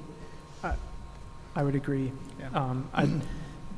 That would be one area where I'd maybe look for a little bit more feedback from staff. So I would fully say I don't pretend to know how that would work out, but I'm Be good to hear only from Mark going on off that. of what we had last week in front of us. So, and I don't know if that question can be answered immediately either. So, I don't like to put people on the spot who Yeah. aren't prepared to give an opinion. If this passed, could it be with the understanding that that decision is at the discretion of the school administrators? I would amend it to say yes, PK through 6 or PK through 8 at the discretion of administration. What's at the discretion of administration? If it would be pre-K 6 mandatory masks or pre-K 8. The thinking being Meyer Middle School has 6th, 7th, in the and same 8th school. graders, and I don't like to put people on the spot when they haven't had a chance to think about it, so then Alan is suggesting that that become part of the motion, that either pre-K 6, pre-K 8 at the discretion of administrators when they've had time to think. Just a reminder, we did split up 6 and 7, 8 last year, where we added 6th grade to go all year That's right, long. they were masked last So- year, weren't they? But Yeah, that's 6th what I'm grade, just right? saying, Yeah. is that we did split that up last year. Yeah. But that was for So- virtual, not Oh, that's right, wearing yeah. masks. And that removes the universal masking part of the rest of the mitigation layers. No, but I'm saying 6th grade went With every the day. Every day. Yes. But I'm saying it was based on in-person or virtual, not wearing masks or not wearing masks. Well, and if we want to go by the universal masking mitigation parts, then it has to be everybody in the school. It can't be just 6th grade. So it would have to be up through 8th grade. My other question about this is, why, if given our district's vision, goals, priorities, our mission statement even says, right, that we're going to have a safe environment for students. If we want to have students in school face-to-face, we need to protect their school environment. Why are we talking about, if there's going to be a compromise, it should be on the cohorting and the close contact quarantining? Why would we kick up the close contact quarantining, leave it that where it is, and take masks away? I mean, if really we're going to be in line with our goals and objectives, that's backwards to me. The masking should be in place and then have the compromise be in the close contact quarantining. It just doesn't match what we're trying to accomplish, what we're saying our priorities are as a district. Yeah, valid. Yeah, it's valid. So. Robert's Rules of Order are really here to help us keep a good meeting. On the other hand, let's just make sure that they don't just get in the way of a good meeting, too. So that is one compromise that we have. Yes. We have it moved that Yep. we would be pre-K 6, pre-K 8, 3 foot, Yep. right? If you could go. The other option, Okay. and we have to figure out the logistics on this, Mhm. pre-K 12, everybody wears masks, and then if the compromise is, we're going to back off on the close contact quarantine. I would just say, I would hesitate the 7th and 8th grade to be lumped in with pre-K through 6, just because there are a certain amount, they're allowed, they can get the vaccination. So. Yeah, but Cindy's point, and I I think understand. I get it. what and here's where the struggle comes in, because I have a personal feeling, Lindsay has a personal feeling, you do, everyone's feeling is somewhere different in that spectrum, and Cindy's not wrong for saying, No. Cindy is not wrong for saying, the people whose their truth on this is, this only works for me if it's universal in terms of the masking. The vaccine does not prevent me from getting it and potentially giving it to my younger sibling at home because I was next to somebody in school without a mask on, and there's deemed to be some layer of protection from that. And again, I'm not trying to debate whether there is, whether there isn't. What I'm saying is that's Cindy's point, and so she's not wrong for saying that, and the vaccine does not preclude somebody from potentially getting it and spreading it, unfortunately. So, yeah. Isn't this great? I mean, I'm sure that even in our own families, right? Yeah. Not everybody agrees, and then now trying to put this together for a whole school district is. But we are doing Great. it. Yeah, with we are, good so- Conversation and Yep. respectful and. This is So hey, can I ask one thing? Because I'm willing to amend. For the sake, there's a couple of things that matter to me. One is allowing people to understand what our decision is going to be before we ask them to make a decision about their plans for the year. And I feel like now is the time to do that. It's important to me. That would be helpful to have that was part of the motivation, I think, in asking for some numbers that are going to dictate when we might pivot one way or the other. It would be helpful for people to see that in front of them. I had a lot of people ask me for that. The next piece of it is to say, we're stuck. We are stuck in terms of where we're at. I don't like the idea of putting a mandate across the board, but I like, even less than that, the idea of excluding kids and trying to determine who's vaccinated, who's not. All of the stuff that goes along with that, to me, is a bigger priority. And so as much as I don't like it, and I voted for it last week, if there's a feeling from others that PK through 12 masking can get us to a point where we're not going to exclude people to at least start the year, and we're going to notify them across the board, I would make an amendment to my motion at that point. I think, Todd, what you should do then is withdraw your motion. Okay, and I make a will new withdraw it, motion. and Okay, so then make a new motion that we're going to go PK through 12, mandatory, but we are not going to be excluding notifying close contact quarantine. We'll just go with notifications. Yep, Okay. notification. Thank you. Is there a second? I'd second that. Thank you, Bob. Notifications. Discussion. So I have a question. How do we know if the masks are working? Like, how do we know if there is spread in the school and how do we track? I'll answer the question for myself. Yeah. I would love to have something that tells me it does or doesn't. I've had multiple people send me multiple studies on both sides of it, and I think for myself, I have to have, that's somewhere where I'm going to say, the guidance tells me this is a preferred option. It's hard for me to arrive at a different place than that based on all the reflection I've done for myself. And so that, I don't have a different way around that, unfortunately. I've seen, I mean, I've been in circles and circles and circles for myself, and I don't know a way around it. I'm willing to take that guidance as part of the overarching back to school plans that have been laid out by Dr. Morgan, who I weigh more than a national recommendation, and also all of the recommendations that people keep giving over and over. I also sense that is where the majority of the anxiety from parents and kids and people in the community lies as well. So that whether it's perceived or real or not, I don't know, but I've arrived at a place where I can't determine that for myself beyond what's recommended to. I'm looking at the time. I don't want to cut off conversation. I'm also thinking we have other things to do. Alan? So if we do this, what would trigger us doing away with mask mandate? I mean, again, we're asking for specific metrics, but we would be of the understanding that at a certain point, if those numbers don't get any higher, if they start to drop, that at a certain point, as soon as we could, we would drop a mask mandate, and that would be an administrative decision, wouldn't necessarily have to come back to the board. I've looked at a lot of numbers, and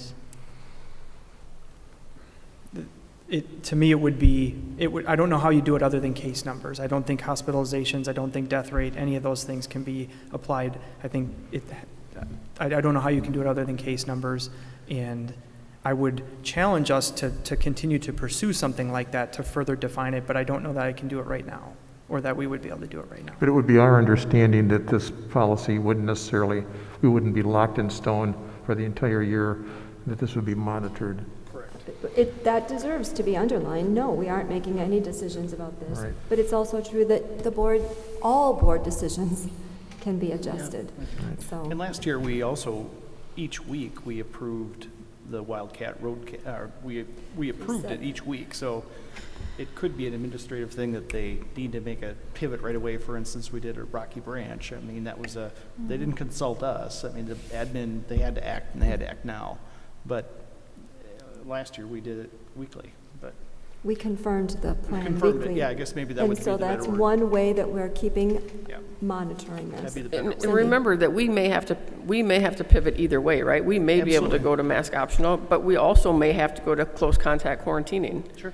So keep in mind that that could shift either way, and it could shift really fast. Yes. I have two other things that I would really like to be considered at the same time as this. One is Todd brought up being able to plan, right? And my question is, if students, is every student going to have to choose whether they're going to be in person or whether they're going to go virtual before they know? I mean, they're going to know where we're starting, right? But if we don't shift as quick as families need us to, they really don't have the option to move between in school and virtual. They're locked into what they start with, right? Till the semester or trimester is done. That is how we set those parameters last year, correct? That at semester they would be able to, or are we trimester. saying you're in this for the year or you're in that for the year? There was It was a trimester or something. Yeah, It's by the semester? Where's Jennifer? Trimester for the elementary, I think. There we go. So they semester for all grade levels. So there's some experience with allowing some shifting and flexibility between the types of programs. which creates a whole disaster mess for staffing, right, for in-school and virtual. So I just want to keep that on the plate, that I'm hopeful that doesn't happen, but I want to make sure that we're clear with families about how long they're locking into, with air quotes, something. So that's one thing. My other question is, and I don't know if this is a separate conversation or if it's already, I don't know, the access to testing, right? So if we're not going to close contact, we are going to close contact because we're going to notify, which means we are going to close contact trace people, right? If we're not going to quarantine students out, have we made a decision on whether there's going to be easy access to testing? So if I get a notification I can really easily get my student tested without having to miss school, without having to pay for a doctor appointment, without all of those things. You Yeah, can get tested. we've given an honest comment to that in the past to say, we're still waiting for more information, we're still waiting for more information. We got a little more information on that. Our position is that it would require parent consent, obviously. And Yep. so there's no test that we would ever consider without it being parent choice. That's their individual choice. We would be facilitating a connection in a way, in a site, in a location that was convenient for their son or daughter to take the test. It involves an independent, a vendor, if you will, that I need to meet yet again with our school nurse who had a meeting recently who did get some more information on that. But it is looking more promising that the answer to your question is yes, we would be able to provide testing. For families who are interested. We're getting closer to knowing more details Okay. for Okay. a parent Thank you. option. So, just one more question. Amy's turn. So, if we vote in masks mandatory right now, today, and we are talking about a number, which we've been asking for a number for when it clicks up or clicks down, I just want to know, is this going to be the baseline then for when things click back? You know, Good question. So, again, what's the number going to be? so here's the way I look at it. Lindsay has, talking about other districts, Eau Claire has a metric. They recently pivoted on theirs, and I believe it's once they cleared 10, an average of 10 new cases in the district over per 100,000, they went to their next level. So, we are basically just crossed that point sometime in the last week or two as far as our local number for our district. So there is a point to me, and mine's probably a little bit more loose on that guideline than other people's, but I understand that that's not a universal agreement piece, and somewhere we're probably not going to get universal buy-in. But I would still like to see us define that, as opposed to last year where we just kind of, we kind of wait. We feel pretty good about it. What's that? We feel pretty good about it. Let's try it. Yes, Yes. and so, but and I'm not saying that we would have to do that now, but I would really like to see us define what that does look like. To your question, if we in fact vote for masks mandatory today, as of August 16th, this would have to be the baseline, or at least, I mean, it wouldn't be higher than this. In other words, we wouldn't say wait till we get 4 more cases. If we're deciding today for it to be mandatory, this would have to be the baseline. Or I get a little bit uncomfortable when we think of this has to be. There is so much about COVID that we don't know and is unpredictable, so I'm a little nervous about that. I'm also nervous about... Well, what I would meant is it wouldn't be that the caseload goes higher. In other words, it wouldn't be any lower. I think that Jamie and our administrators have heard loudly and clearly that we recognize that whatever decision we make tonight and other times, it's not once and for all. Yeah. That we're going to expect and participate in ongoing monitoring, that we have a track record in terms of understanding that they will do that well and that we're going to keep that up. Which means that we don't have to identify a magic number tonight, because that's going to elude us. Mm-hmm. Todd, I'm pretty sure if there were one to be found, you would have found it. I really think so. I've got a couple ideas, but yes, and we'll keep that. So we have a motion that's been moved and seconded. We've had considerable discussion. Anything else? Please restate. I will restate it. The motion is that we will have masks for everybody, pre-K-12, and that we will then be sending out parent notifications for close contact, and we will not close quarantine. If at some point we realize that that's not wise and we need to shift, we can make a shift either removing masks or expecting to have close contact quarantine. So basically, the right side of the chart, but with a switch to the quarantine, to that Correct. box. I have one other question, though. What are we required to do by the county, Jamie? We're required to close contact and report that, but we're not required to do the quarantine. Is that right? I talked with AZ Snyder again today on that question and a few others, and her comment on that is that she wouldn't want it to have to become her decision to close down an individual school or to close down an individual building or a district for that matter.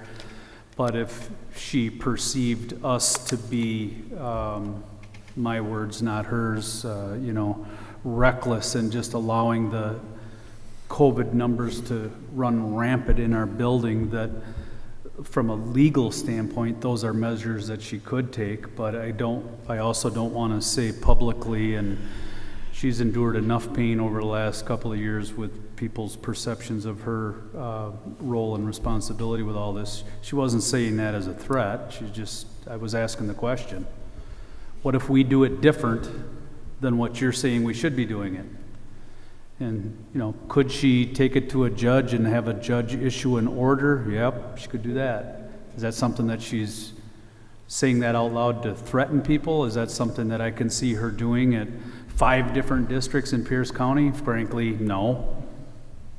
I don't see it coming to that. Okay, I didn't know if there was a county requirement to close contact. I want to make sure we have the verbiage of this right. We're going to continue to close contact I would trace. not say, I think for clarity, I don't know that you would say that it's a county requirement. Just like right now with the CDC, public health, DPI, and so on, they aren't requiring us anything. We would have saved 8 hours of our life together here over the last 2 meetings had one of those other entities said this is an order, it's a mandate. None of them have done that. Right. They all are highly recommending stuff to us, and we're here to figure it out. Right, which Not is unlike lovely that they've done the that. past. But I want to make sure we are close contact tracing, but we are not quarantining out. Because if we don't keep track of close contacts, we have no way of gathering any information or data on if this is actually Yeah, we'll have to spreading do close some contacts. level. We have to do some level of contact tracing. Otherwise, we'd just be We can't sending a letter notify. to everybody. Exactly. Yeah. Okay. Send it to everybody in the building. And so then we could follow up. Those students that were notified could follow up with us and say, oof, I got a positive. And then that would inform us and say, oh, the 3 feet isn't They mitigating. could. Or- I don't know that we can make yeah. them do that, Well, but they could. Hopefully they have We'd voluntary. hope they'd be good partners Yeah. with us. Okay, I'm looking at the time, but I don't want to cut anybody off. All right, so we have a motion that's been moved and seconded. I am voting yes. Lindsay? No. Todd? Yes. Cindy? Oh, Go ahead, Amy. Sorry. Go ahead. Amy? No. Sorry. Ellen? Yes. Bob? Yes. Cindy? Yes. The motion Painfully. is carried. Yep. All right, everybody. Now, we are going to, you know what? I just want to say thank you to everybody on this board who have we have a variety of opinions, but we had really good discussion. Can I say So something too? I respect that. Yes, Todd? I would hope that somebody or people would at least recognize that no one's happy with everything that's decided. I'm not entirely happy with my own personal view on some of these things, but it's important for us to move forward. It's important for us not to have to rehash this and have it over and over and over. And I just feel like at least it gives us some way forward beyond complete gridlock with it. I'm not sure anyone is completely happy with this decision. If they are, that would astound me. So, Right. but it is a compromise on many fronts. We need to move forward. We need to get kids in school. We need to educate them. We need to get on with other things that schools do other than tracking COVID. And we just need to get moving on. We have many other things to do. So, all right, we are going to move on now to the Personnel Committee, and I will turn that to Amy.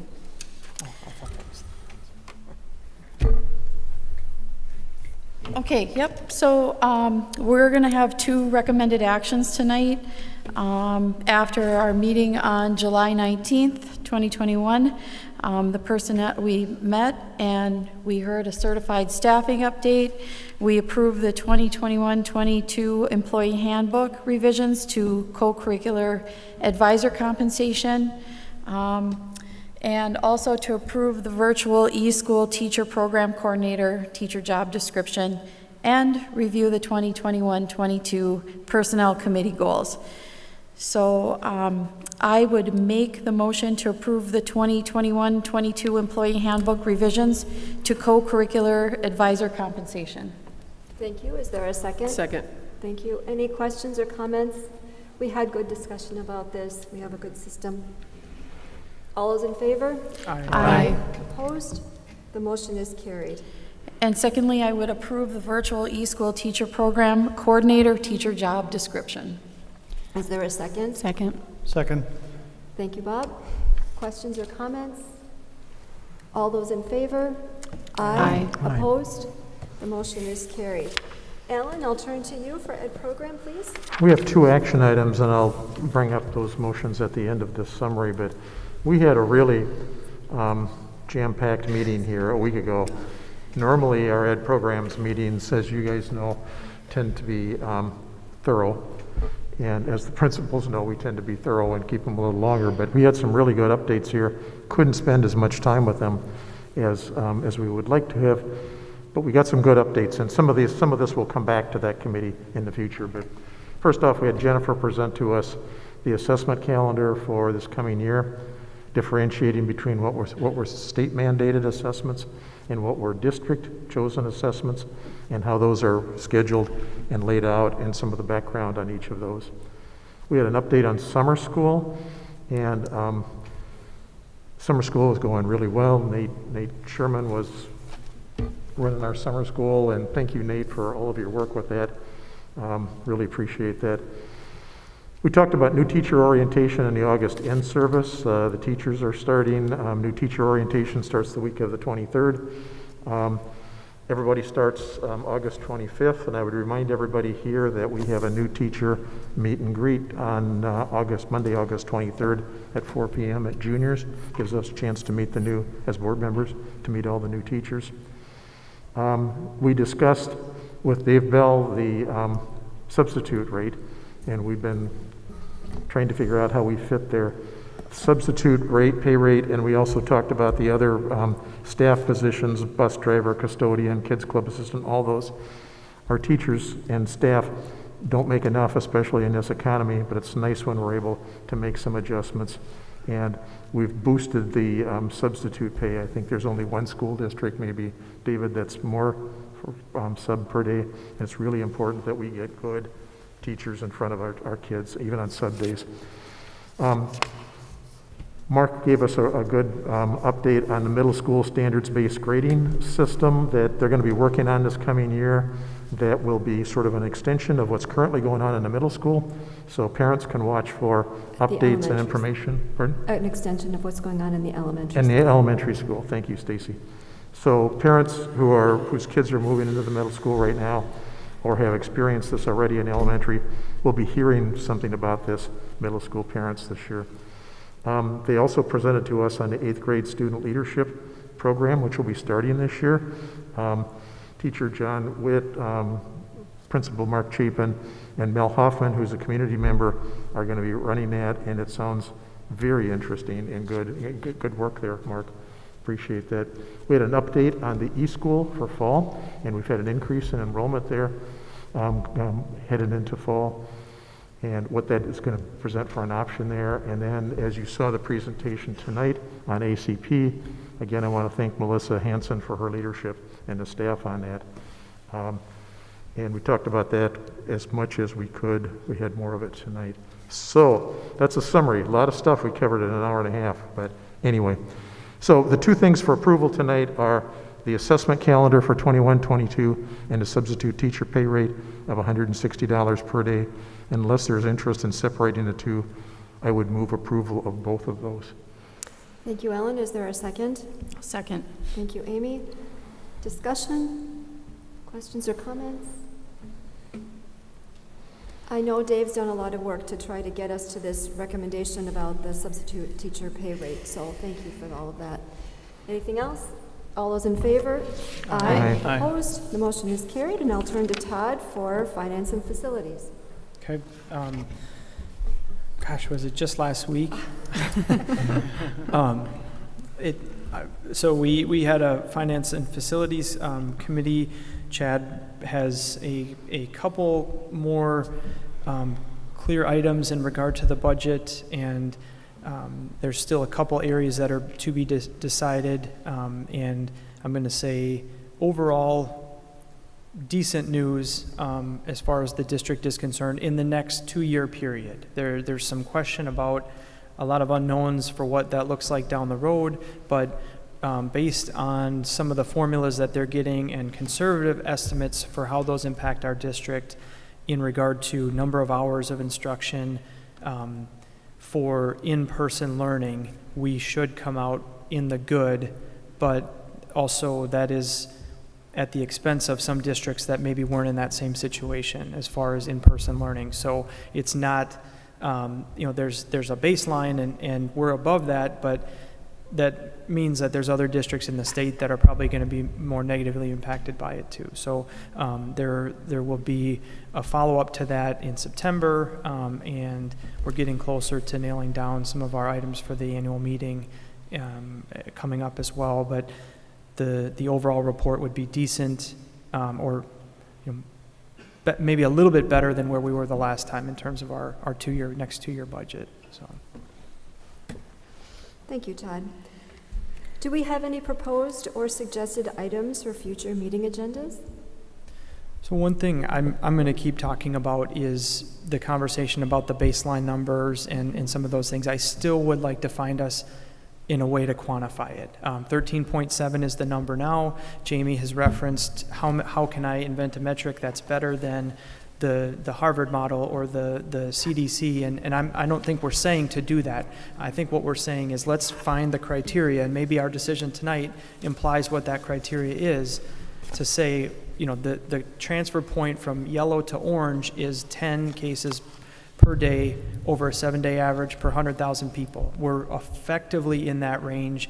Maybe our number is somewhere in the range of where we are now, and that is the point where we look, but I would like to further that discussion. I don't want to beat it to death in terms of the discussions we've had the last 3 weeks, but I would like to quantify that and put it in front of people. Yeah, unless the board is opposed, we'll bring something on Monday for your review. Yeah.